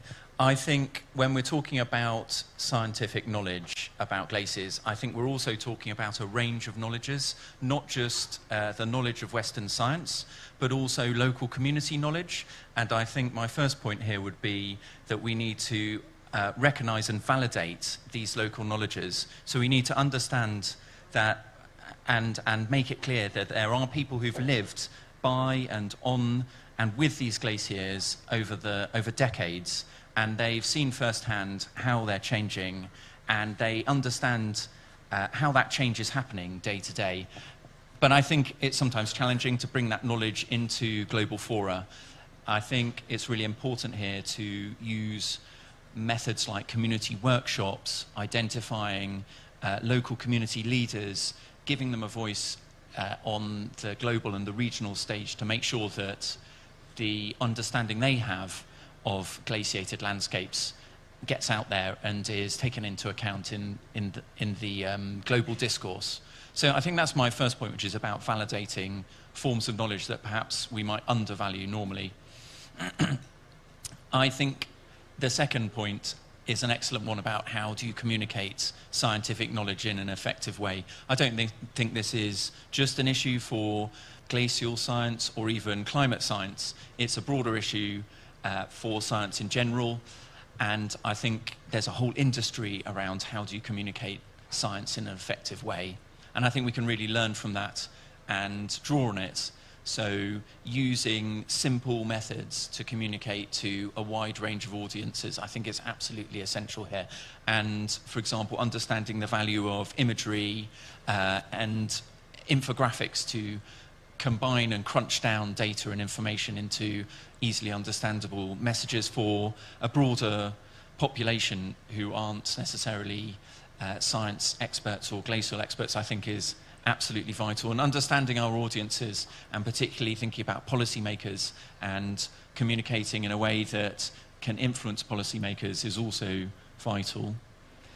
Thinking about what regional organizations can do here, I think one challenge in the Hindu Kush Himalaya is that analysis is often done on a national basis, whereas the issue is a regional, international issue. And I think the role of regional organizations is a really important one to help break down those barriers and particularly support data sharing between countries who might be working with different methodologies, thinking about how we can support these different countries to standardize their methodologies and standardize the data that they're producing. Because I think if we're going to have the biggest impact on the glacial regions, we need to think about the whole area holistically and move beyond national boundaries and national differences in the way that we look at them. Thank you. Thank you, David. Just to follow up, as we discussed earlier, the temperature obviously has a greater rise in this region than the global average, and you best know, you have worked in the region. So what actionable measure can be done in terms of preserving glacier in this region as the temperature rises much higher, and we have seen this impact? Yes, thank you. I think there's a wide range of things that we can be doing that are practical, pragmatic, and that we can be doing right now. I think the first issue is about risk data collection. If you compare the Hindu Kush Himalaya to other mountain regions, relatively speaking, the amount of data collection going on in the region is pretty low, and that would be my first area I think that I'd focus on. How can we increase and improve the rate and the methods with which we're gathering data about risk so we can understand the problem more thoroughly. I think understanding how we can bring in communities and raise their understanding of the changes that are happening around them is very important. Community training, hazard awareness, and hazard response, I think, are going to be vital. Glacial lake outburst floods are going to continue to happen regardless of our best efforts, and people need to be prepared to respond to these. Equally, I think communities in the mountains need to know and be prepared to shift their livelihoods so that they can adapt as glaciers retreat and the environments they live in change. So I think training in dryland agriculture methods, for example, that could take advantage of lower water levels in the regions could be a really important area. Ecotourism is another area where communities might diversify. Black carbon's been mentioned already, and actually some black carbon is sourced in mountain regions from energy production from diesel and from traditional cook stoves, and we can be working to support people to use hydro and solar to replace those and have a practical impact there and now. And I think just finally, I think understanding how we can mainstream glacier risk into national plans. We heard about the NDC, Nepal's NDC today. How do we make sure that glaciers and glacier risks are fully integrated there into the NAPs as well? I think that is going to be really important on the national scale. Thank you. Yep, thank you, David, and really appreciate the work that you and your team has been doing here. So let me move quickly to the next panelist, Dr. Anil Misra, who is the Chief of Section Hydrological System, Climate and Adaptation Section at UNESCO, France. And as we are aware, UNESCO is the lead agency for the International Decade of Action for Cryosphere Science, 2025 and 34, and the co-lead with the WMO for the International Year of Glacier Preservation. So really, we're grateful to have you, Dr. Anil, here with us, who has spent over 26 years of his global experience in hydrology, water resources, and the environment. He provided the science policy advice at the UNESCO member state. He has led the international research, coordinated Center of Excellence, and contributed to the key policy processes. Dr. Misra has also authored numerous scientific publications and organized a major conference in the climate and adaptation, hydrological extreme, and the cryosphere. So again, really privileged to have you here with us at this session. And with the context of this International Year of Glacier Preservation 2025, and in the context of International Decade of the Action of Cryosphere Science, yes. So one is about the year 25, and another is about the decade. Maybe if you can shed light to us, and how can we help to elevate the global awareness about the urgency of glacier loss that we have heard earlier in terms of the region, but also globally, and in what ways can countries contribute meaningfully to shape its global impact and translate awareness to this action? Over to you, Dr. Misra. Thank you very much. Thank you for having me. It's a great honor to represent UNESCO and say a few words. But on a personal note, I grew up in this region, this locality. 40 years ago, I went to school 10 minutes walk from when this hotel was built. So I remember those days. Coming back to the relevance of this session, we need to find a relevance of what we're talking about. And in the context of International Year and the International Decade of Action Cryospheric Sciences, our keynote speaker presented a picture I just want to refer to. He presented that picture that was published early this year in Nature journal and picked up by BBC and many media. And according to that community paper, from 2000 to 2023, glacier mass balance loss was 6,500 gigaton. That translated into 18 millimeter of sea level rise, impacting 700 million people in the coastal areas. And in the same paper, it also highlights 173 gigaton glacier mass balance lost from the mountain region. I don't want to go into the statistics. Our keynote speaker already provided, but this shows the urgency, the very urgency of 1.5 degree for preservation of glacier. And also, mountains, we have in UNESCO the World Heritage Sites, biosphere reserves, what we called living laboratories. And by 2050, 1/3 of those heritage sites with our cultural heritage, with our natural heritage might be gone if business as usual will continue. Now, coming into the uncertainty, we have this uncertainty because we don't have very good measurement. As previous two panelists already highlighted, out of 50,000 glaciers here, less than 28 are monitored. So that shows the gravity and how to address this issue. But also, I'm a hydrologist, and we call stationarity is dead. What does that mean? That means that past is no longer relevant to future. This morning, somebody highlighted September flood in Nepal. We had flood in Spain. In Brazil last year, unprecedented flood. It's not that they did not have early warning system, because what you are supposed to have every 10 years or 50 years, you are having every 5 years.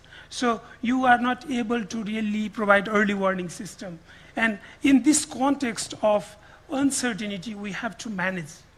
But there are ways to do things.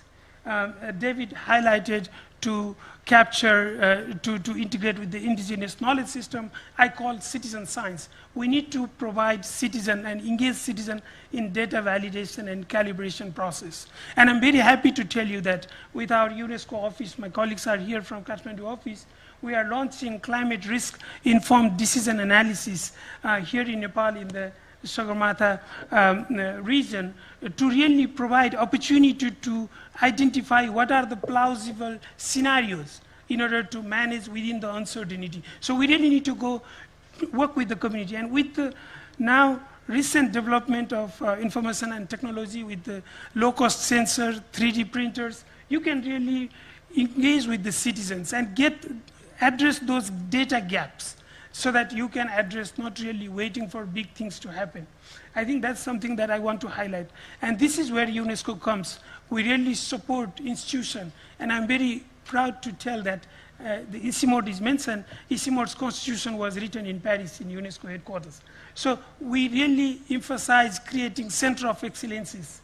We have very little UNESCO-related UNESCO chairs in the region. So we really need to promote that. And I would like to also countries to come forward and put those kind of proposals so that we can, really share best practices from different regions. We have UNESCO chair all over the world. We have in UK, we have in Chile or in Germany.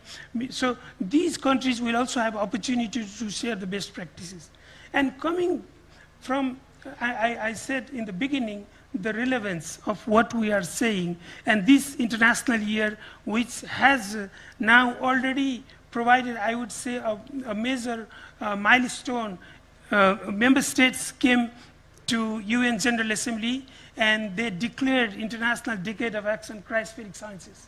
So now at UNESCO we are calling for your ideas and input to really identify a milestone. It's not just for the celebration. We need to find challenges that we have to address. And after 10 years, we need to look back and say what we have done. And this year, UNESCO also published, as you know, UNESCO coordinates with UN system, World Water Development Report, Mountain and Glacier and Water Tower. We have some left in UNESCO install, their UN install, but you can also download from the website. So these documents, these methodologies, tools we need to produce so that we can really provide meaningful tools and methodologies in addressing uncertainty. As we go beyond, and as Arpana said, there will be uncertainty with the floods. This is not only happening in developing part of the world or in the south. Because we have so little data, we need to really share our experiences with all over the world. And in a final note, when we have this opportunity to address, I would like to quote Charles Darwin, who said that if the misery of our poor be caused by, not by the laws of nature, by our institution, great is our sin. Thank you. Thank you, Dr. Mishra. That's really very, very constructive, and also really appreciate. I think you were so well prepared with all your publications. That's very helpful. We'll certainly go to the website and look at them. But also, really want to take this opportunity to appreciate you and your team for who have been sharing this, the International Year of Glacier Preservation, and also the International Decade of Action for Cryosphere Science, and also the support that you are providing to the country. Maybe just to follow up, if you can take next 30 seconds, just to help us taking it to the global perspective with your experience working with many countries across the globe, and since as we have observed earlier, the impact are much higher in the mountain region with the rising temperature. What strategies and most effective way to steer the world towards staying to 1.5 degree limit and to safeguard the mountain ecosystem? What exactly can be done? Maybe one or two case studies that you have seen from your global experience. You know, we need to face the reality. This morning I was listening that here in the Himalayas, people are paying homage to glacier, are burying their glacier. There was last year in Iceland, they buried their glacier. Kilimanjaro and Mount Kenya will be disappeared soon. So we really need to also look at this reality and develop appropriate adaptation strategies. Of course, the most important tool is to decarbonize. Without that, we are not going to preserve our glacier. We have to be very clear. But we need to adapt, and we need to adapt in the short term, medium term, and long term. Thank you. That's very helpful, and I'll follow up further to Pam on this in the context that you have said about the decarbonization and the more work to be done. But before that, let me introduce our panelist, final panelist. Pam Pearson is a director at the International Cryosphere Climate Initiative, ICCI, and the former U.S. diplomat with 20 years of experience on the global climate, environmental, and development issue. She served in Ecuador, Sweden, Norway, and post-Soviet state, designing the early environmental health program, and was a part of U.S. delegation to the Kyoto Protocol negotiation. That was before 1997. And as she resigned in 2026 in protest to the U.S. policy shift on environmental and the global development. Pam, we are really grateful to have you here with your rich global experience, and I think as Dr. Mishra was mentioning earlier also about the decarbonization needs, what kind of leadership is needed to accelerate the transition away from the fossil fuel, which we have agreed in the recent COPs in the UN Climate Change Forum, in line with the science and the timeline required to limit the 1.5 degree in the longer term. We also discussed earlier that maybe for the short term, for the 1 year, the temperature may have breached, but we still have a hope that the 1.5 degree can be achieved. So what actions are required at the global level to respond to this crisis? Over to you, Pam.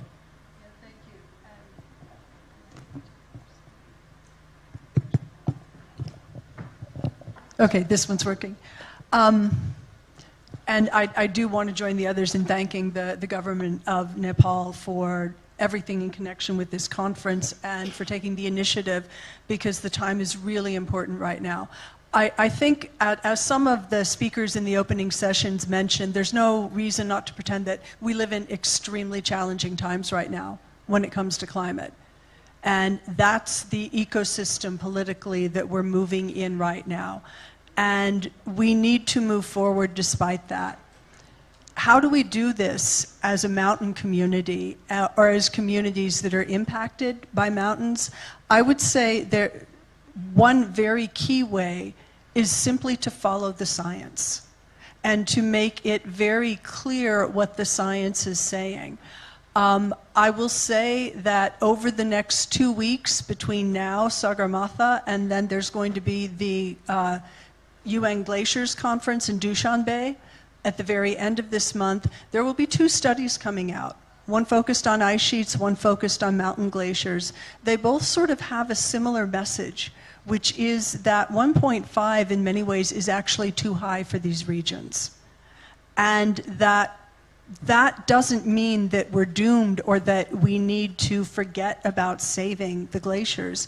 It means that we need to be honest about how they're reacting to climate change, that it is coming from fossil fuels and higher levels of CO2 in the atmosphere, and we need to address that. That's a physical reality, no matter what the political realities are. And I think pushing that and just making that clear over and over again is really the only way we can move forward in these challenging times. If you follow what CO2 is doing, we broke 430 parts per million for the first time earlier this year, and right now it is above that level. We will probably end up with a peak of around 432 this year, probably sometime this month. That's normally the peak. CO2 doesn't lie. You know, we need to pay attention to that. So that's number one. Number two, 1.5 remains within reach, and the science is very clear on that. It is not, we need to keep 1.5 alive, and that's a really important message. But I'm hearing even some scientists saying 1.5 is dead. It's not dead, we're killing it. These are decisions we're making. These are human policies, and human policies can change. And if we choose to change them, for me, one of the most telling things that the current IPCC chair, Jim Skay, said, and this is back at the 1.5 report in 2018, they laid out how we can stay within 1.5. Working Group 3 of the IPCC, AR6, laid out what we need to do to stay within 1.5. All we need to do is choose to follow those pathways. And so making it clear that this is possible and that it actually could be a pretty decent world too. A lot of these changes will leave us with better air quality, better health. And so it's not that these are negatives, they're actually positives. I think focusing on that is going to be helpful. And the third thing, and this is going back to sort of, all of you probably learned in school the sandwich, right? Positive, negative, positive. I'm turning that around right now, negative, positive, negative. These are global impacts, and they're irreversible. Almost all of the science right now is saying to us that once the glacial ice is gone, it will stay gone until and unless we actually take temperatures down below pre-industrial. And so one way to really focus on this, you know, with all due respect, Doctor, in terms of these global graphs that are always being shown, what we need to do is focus on local, right, on regional glaciers, because those big global graphs include glaciers that are huge and are at the poles, and yes, they impact sea level rise, but nobody lives near them. Nobody really relies on water resources coming off the huge glaciers that ring Antarctica. And so it's skewed to actually look better than things are. If you look regionally, then at even 2 degrees, almost all glaciers are gone in places like Scandinavia, Iceland, the Alps, the Caucasus, where the COP29 president is from, Azerbaijan. So 2 degrees is not really a safe level. And here again, that is the science. We need to make that clear. We need to make it real for the people who live close to these glaciers, and then just take the steps that we need to do, which we know what those are, in terms of decarbonization and other kinds of things, like black carbon, for example, that you raised. Those have special power close to glaciers. Thank you, Pam. And I really appreciate, I think, the way you simplify the message and communicate. 1.5 degrees is not dead, but we are killing it. And I think there is much to be done. And the kind of geopolitics that we are in now, the kind of different world that we live in, the science has been clear, and it has been very clear from the beginning, and we have also heard from our panelists. But there isn't maybe a political will to do this. With your diplomatic hat previously and with your rich experience on this, as a scientist, as also on a diplomatic field, what is missing, what needs to be done? I would say that probably the most promising thing that I would see is putting this community together, the mountain countries, who are seeing what's happening with glaciers, with the low-lying countries, the coastal countries, the countries of AOSIS. That covers such a huge amount of countries. And as a matter of fact, one of the cute factoids that you can take away is if you look at the UN member states, 164 of them are either mountain countries or coastal countries. And so the melting of glaciers and the melting of the ice sheets really affect all of us. And I think that, you know, the will actually is just as high when it comes to mountain countries like Nepal to take action, a 2045 goal for carbon neutrality, which is difficult for a country like Nepal, which, you know, has so many development needs right now, and yet there's that goal. I have to applaud that. On the other side of the spectrum, you have Bhutan, which is carbon neutral, and then you have OECD countries like Finland, which has a 2035 goal for carbon neutrality. So those goals are out there. We need more of those. But I think that if the very highly impacted mountain countries and the very highly impacted coastal low-lying countries come together and demand this, I think that might be sufficient motivation, because it's very, very clear, and people living in mountains know it, people living along the coast know it, and that includes communities like Miami, Florida, by the way. It includes Shanghai. And so it is both developing countries and high emitters that are affected in this in pockets. And that, I think, is the kind of science-based coalition that maybe can move the needle over the next couple of years. Thank you, Pam. I think that's really a wise way maybe to move forward. We have seen obviously our own priorities in the global negotiation process, in the multilateral process, but something, the impact that the mountainous community feel, maybe that can be something that can bring together many of the countries.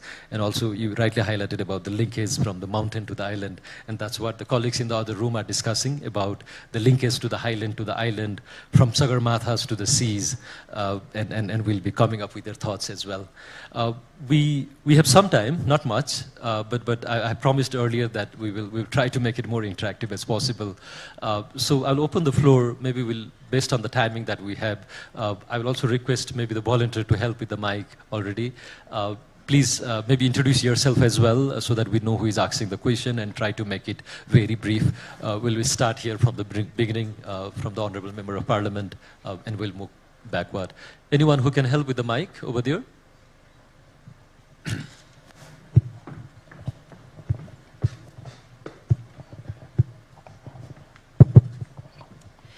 Good afternoon, all of you here. I'm Anjan Shakir, member of National Assembly, and also member of Standing Committee of Sustainable Development of Inter-Parliamentary Union. Nepal was just elected last time. I'm very happy to listen to you that my point is also meeting with your point that 2 degrees centigrade is higher for Nepal, even 1.5 degrees centigrade is higher for Nepal.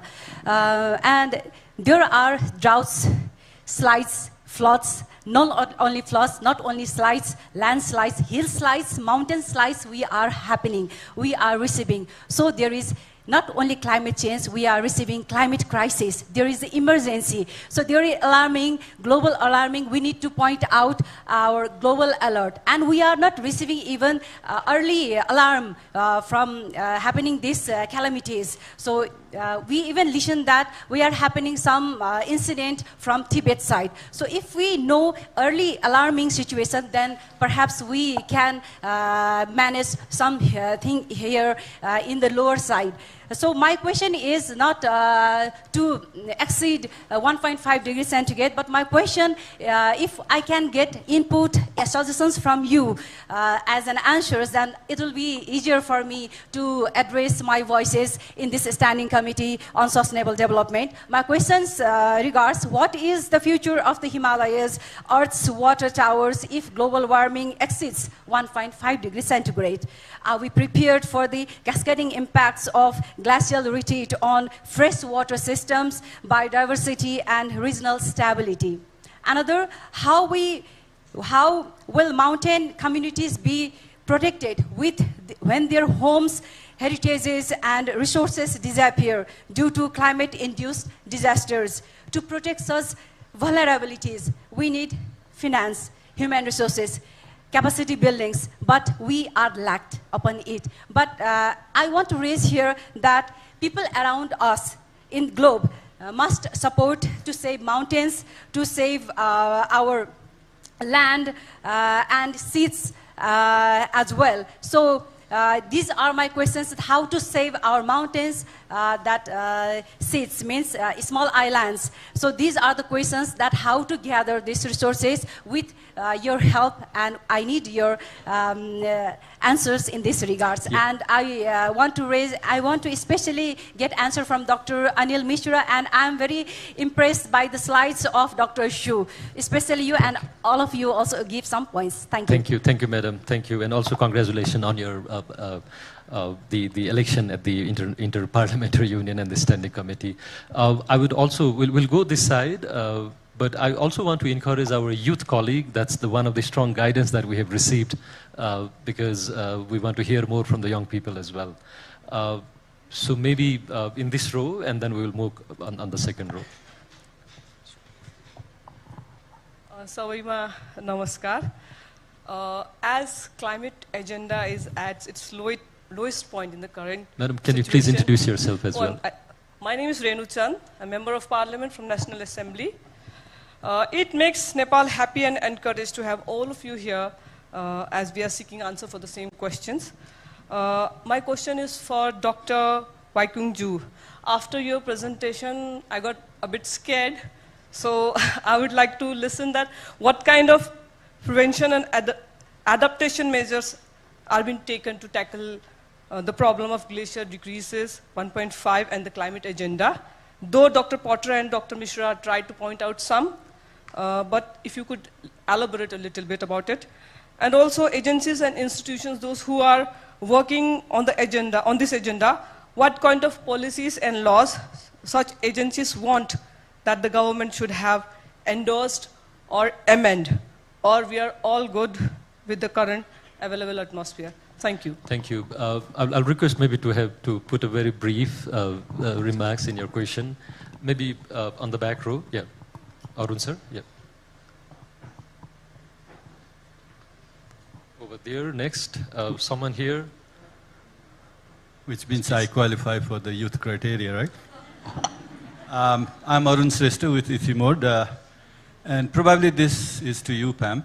And what I heard you say is that we know in a broader sense, but we need more granular, more nuanced kind of understanding, right? So coming to the topic of today's session, 1.5 degree, the world has already experienced temporary, overshoot, let's say, right? And what we feel is that it is going to be more frequent. But the question is, about the short-term overshoot. This is a big question right now. When is going to happen, and how far it is going to overshoot, and how long it is going to overshoot. Let's not talk about permanent overshoot, right? Let's be optimistic that it will go up to a certain degree and then come down. I guess now the question is, when it comes to doing what, right? I guess that's where I think you were also trying to say is that, what do we do? And perhaps that's where we still need to understand what will happen, right? Could you, in terms of science priorities, could you highlight, some of the areas, particularly from this region's perspective, what we really need to understand, in this area of potentially overshooting 1.5 degree? That's my question. Thank you. I guess Thank you. Thank you. Maybe I can add to that question as well. Maybe Pam, maybe you want to answer. It's not only even about the permanent overshoot, but even with the temporary overshoot, the way the irreversible impact that we will face, I think they are devastating in a context of mountain and the glaciers. I was encouraging the youth colleague who can. So, okay, maybe the mic over here, not still, but then we will move towards this side. Okay, over there at the last row. Okay. The mic is nearby there already. Thanks. So please make it very brief because we don't have much time. Introduce yourself briefly. It's also the reminder. Maybe we are lagging behind the time. Yeah. Hello everyone. My name is Karun Dakal, representative of the youth, I guess. So I wanted to ask the panel about where are we in terms of cross-border and cross-institutional knowledge sharing that actually reaches the ground level citizens whose life at the helm. Thank you. And what can be done? That's great. That's very short and sweet, very clear. Maybe here. Okay, hi, namaste. My name is Srishti Gautam. I'm the National Coordinator of World's Youth for Climate Justice, where we youths work to connect climate, law, and policy. My question to the panel is that it is an open question. I'll want to ask that we youths are often discouraged whenever we want to take some actions on climate action, but if you can share some good practices that are in your country or in your region that you can see so that our youths also get encouraged and can learn from those examples. Thank you. Thank you. So we'll take maybe 3 more, maybe over here one. I really need like the mic to move very fast because we don't have much time. Okay, Kriti, over you. Then we'll go over here so that can the next mic go over this side? Yep, thanks. Thank you so much for the detailed presentation and the insights. While we're talking about glaciers, because of the Melamchi crisis that we had a few years back, I'm worried about the permafrost. The permafrost melting leading to the Melamchi crisis and all. So, what is the scientific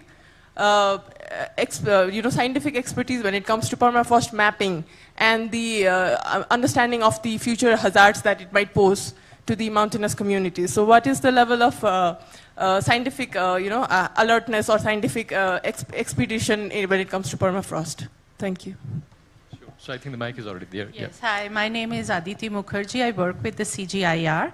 And not so much of a question, but mostly to say that while 1.5 degrees, what we have set ourselves for, it's very important to understand that 1.5 degrees already very unjust for both the high mountain communities and for the ocean communities. So part of the work that we are doing at the Earth Commission is actually to say 1.5 may be a safe in terms of planetary boundaries, but 1 degree is what needs to be a just boundary. So I think we should, while 1 degree seems completely out of our reckoning, but we need to keep pushing that just boundary is just as important as a safe boundary. So I think it's important that we don't lose the sight of justice all throughout this conversation. Thank you, Aditi, for bringing that perspective. If we may have missed, thank you. Can anyone help to take a mic over that corner? But in the meantime, maybe Dhiraj sir is here over. Yeah. Okay. So Shreya and then, okay, please. So we'll take 3 more now. Final 3 more. We can't go more than that. Yeah. Thank you, Manjit Dai. Thank you to all of the panelists. My name is Shreya Kesi, youth activist, youth advocate, working with Clean Energy Nepal now. I have 2 questions. One on, are there any multilateral policy or governance forums dedicated to the Himalayan region? I think listening to the conversation so far, I think maybe not, but has there been any discussion, anything on the plans? I had this opportunity of joining the Arctic Circle forums that happens every year in Reykjavik, Iceland, and I was about questioning this part of question to myself. So I would like to take this opportunity to ask to the panelists, maybe not dedicated to anyone who has a knowledge about it. And another one we heard from CIMOD, UNESCO, from the Chinese Academy of Sciences and more.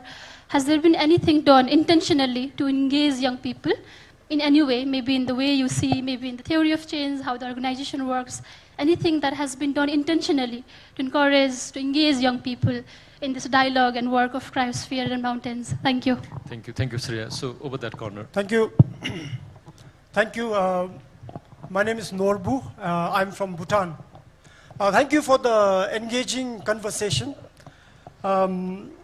I heard your presentations well, and most of your presentations were deep science, strong science, and very strong.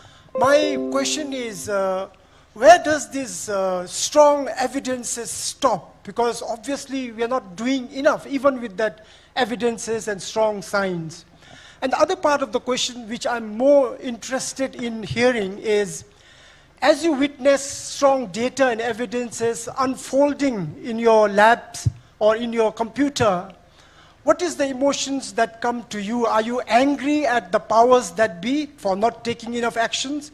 Or do you feel a sense of hopelessness? Maybe if you can share your personal relationship to this evidence and not doing enough at the global level, at the regional level. Thank you. Thank you. Thank you very much. Over here. We are really running out of time. Yes, I'm not sure how our panelists will respond to all these raised questions, but they will try. Yep. I'm Prabhat Rajda. I work as a research fellow at Policy Research Institute. It's the think tank of the government of Nepal. So whenever we talk about climate change, glacier melting, we always talk about different models. Professor also showed us different model outputs. My question is, are these model outputs reliable? Can we count on them to make effective policies? How have these models evolved over the course of time? I'm being a modeler myself. These models sometimes can be a hit and miss, like those RCC projections. So how far are we, in terms of modeling? And can those model outputs be used to make policies? Thank you. Thank you. Veera sir, over here. Yeah. Thank you. Then we'll take one last from a youth, and then we'll close the question and answer session. Thank you, Manjit-ji. I'm Dheeraj Pradhananga. My question is very straightforward. I'm trying to make it short. While we are talking about the global perspectives, we are talking about climate urgency and climate crisis, we are still struggling data sharing in this region. For example, when we talk about highland, lowland, and something is changing in Tibet region is also impacting Nepal and downstream India and Bangladesh, but still there is a data sharing problem. So here we have a CASH, UNESCO, and EC mode. Can you do something starting with at least sharing data per cascading hazards or any hydroclimatic data so that we can address at least immediately now so that we can talk other big issues gradually. Thank you for the opportunity. Sir. So we'll take one more, but I'll request the panelists to prepare for a 1-minute response for each of the question. First Diksha. Yeah. Hello everyone, I am Diksha Baral. I am the National Network Coordinator of Nepalese Youth for Climate Action, and my question goes to Dr. Anil Mishra sir. I was really curious about citizen science which you talked about. So are there any example or global example where youth were particularly involved in this process that has been proven very effective? Thank you. Thank you. Okay, so one final, so that the response are reduced to 50 seconds now. Thank you. I am a layman, actually. My name is Kumar Raj Kharel. I am from the Ministry of Foreign Affairs, Joint Secretary. I have a very layman's question. Most of the conversation here concern around technical and expert level ideas, but my very general layman's perspective is, I think our economic model is based on consumption. In order to grow economically, we have to consume more. So we keep on growing economically. And every time I eat meat, I have a ethical dilemma whether being vegetarian or being, non-vegetarian makes any difference to contributing to this problem, to this challenge. So just that simple. Sure. Thank you, sir. So before I move to the panelists and when they are preparing the response in 55 seconds, I want to request the secretary from the IPCC, who has been obviously the IPCC is instrumental, the intergovernmental body who help us with all the science and all the references that we are presenting here. So maybe another 55 seconds, Abdullah. Quickly, I am not going to answer this question because they are maybe difficult for me. But I want just to highlight something that, for example, one of the three conclusions of CCM 6 cycle is it said that we come with warning, but also we have hope and we have challenges. The warning we heard. The hope is there, but I want to insist that now, in this session, with this panelist, with this attendance and this youth people, I feel that there is hope. I have so many faces, I know the hope is here. And we are asking how we can, produce information. You are the solution. You can provide, you can do your research, and you can be involved in IPCC work in a proper way, in neutrality, with neutrality and all what is guaranteed that what we are going to provide is knowledge. And let me conclude by just a small concept. All of you, you know that we were managing crisis in the past, and we felt that it is not enough. We need to manage risk. But with the acceleration of extreme events, we are now in the concept to knowledge risk management. And what you are doing is improving knowledge, and all we are doing is really to participate to manage and to tackle climate change. And my appeal to you, please follow the website of IPCC and try to be as much as possible contribution to the work of IPCC. Let me conclude, anyone can be expert reviewer of our drafts just by self-declaration saying, I am expert, I can review this chapter, and your comments will be welcome. Thank you very much. Thank you, Secretary, and we have you here for the next few days, so colleagues feel free to also approach him for further information. So we'll take a very brief response from all our panelists here.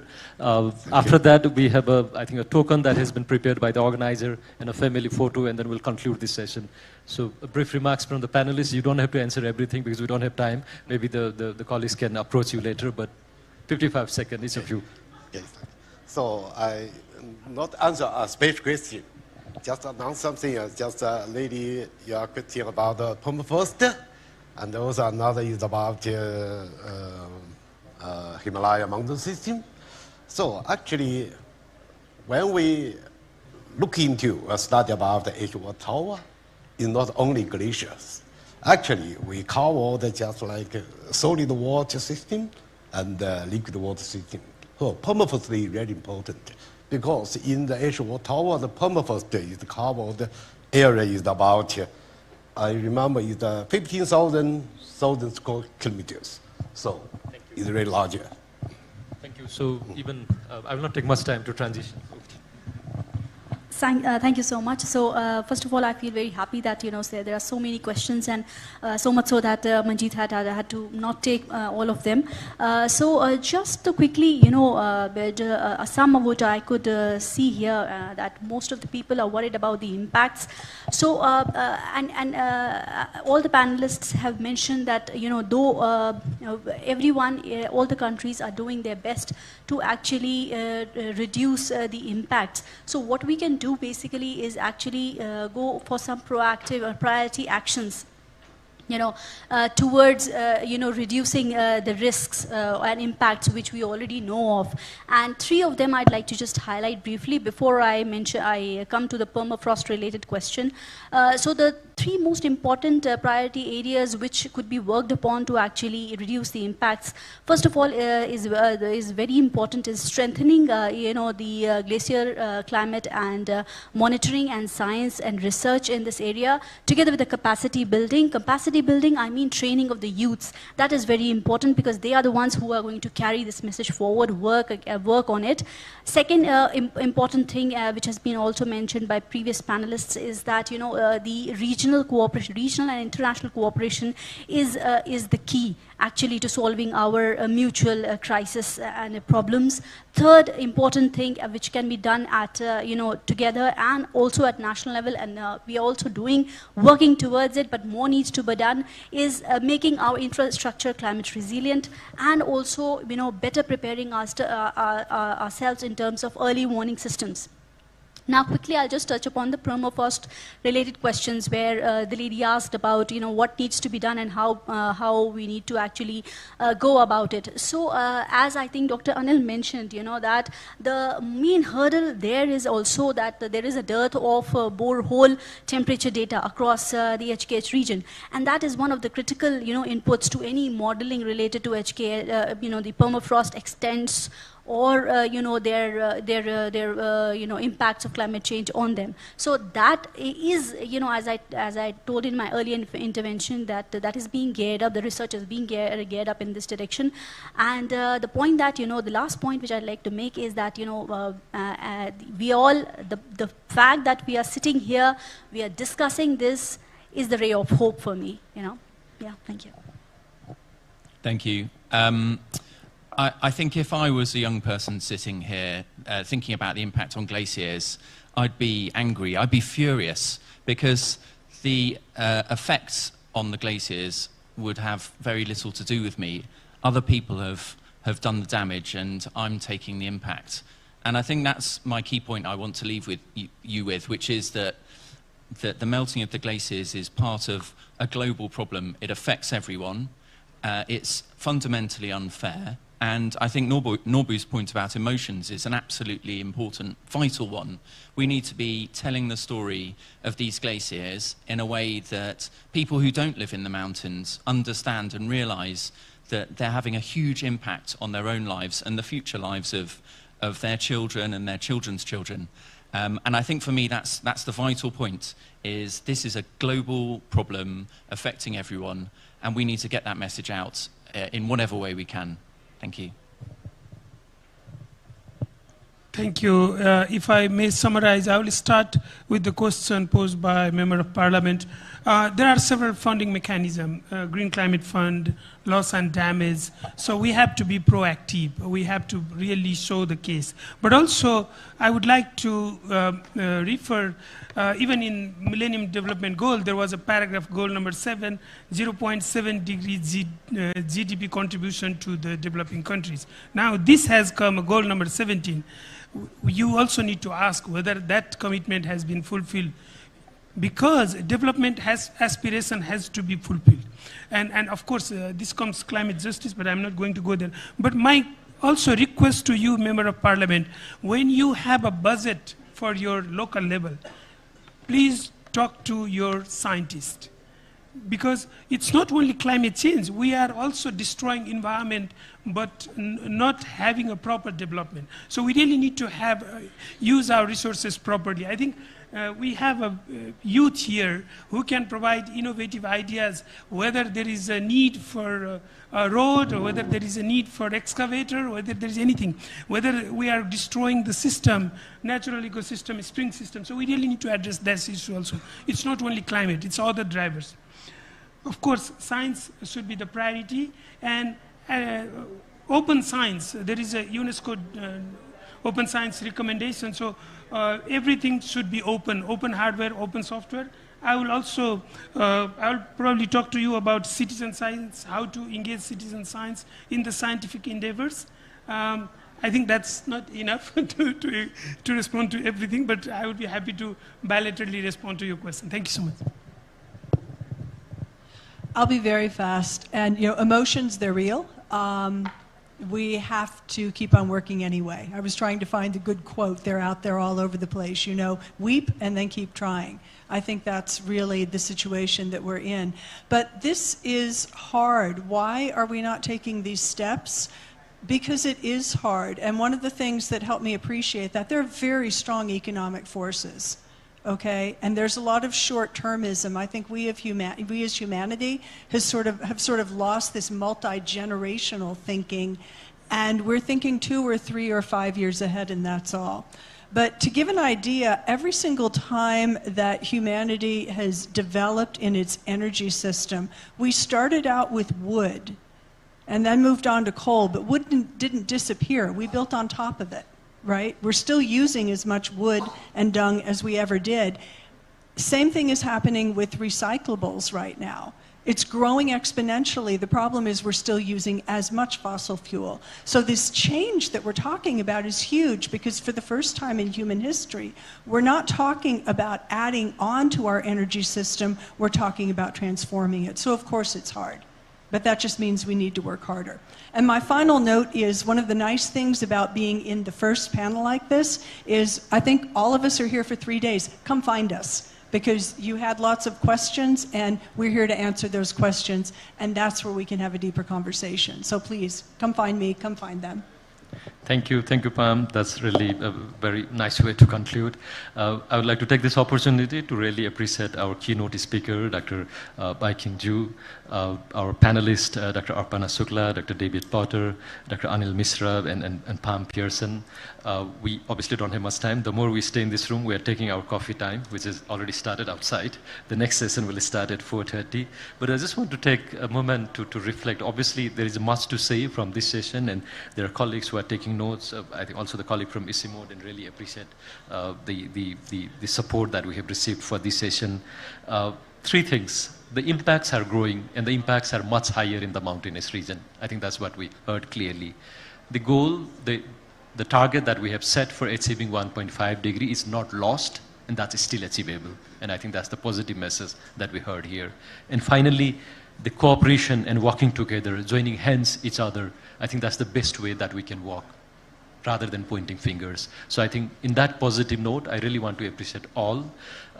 As per the guidance that we are given, our colleagues are already prepared here with the token of love. I'm not sure how it was planned in terms of the protocol-wise, but maybe we have heard much about the youth. May I request our youth volunteer to give a token of love to our panelist and the keynote speaker here. Yes, please.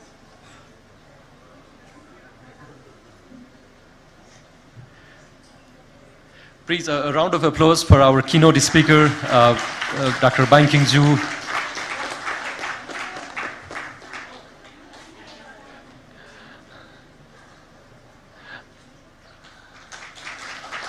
That's the recognition to the work that our volunteer team has done over here. Dr. Arpana Sukla, Dr. David Potter, Dr. Anil Misra, and Pam Pearson. After this, we will have a family photo here, and then we will conclude this session. So again, I would really appreciate everybody here. I see the house was full, so the show was really, I think, got the highest score over here. And really appreciate all the participants for your presence and also making this very interactive session. Looking forward for meeting you all in the upcoming session as well in the next 3 days, and looking forward for the active participation. Thank you all. We'll have one family photo. The session is concluded here. Thank you all. Thank you very much.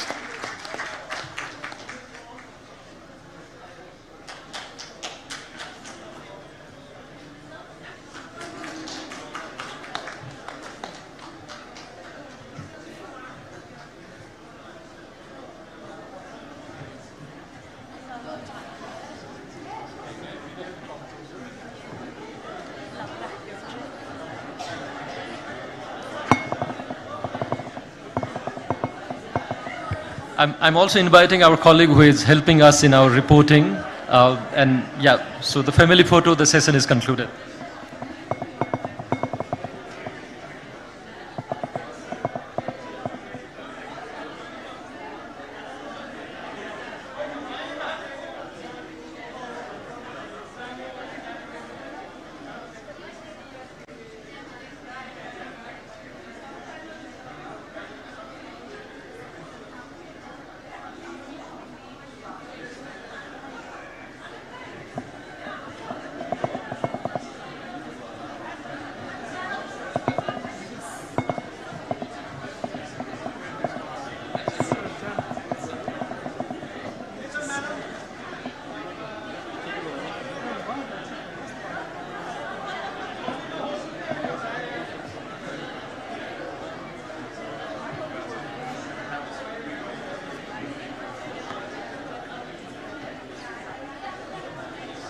Yes.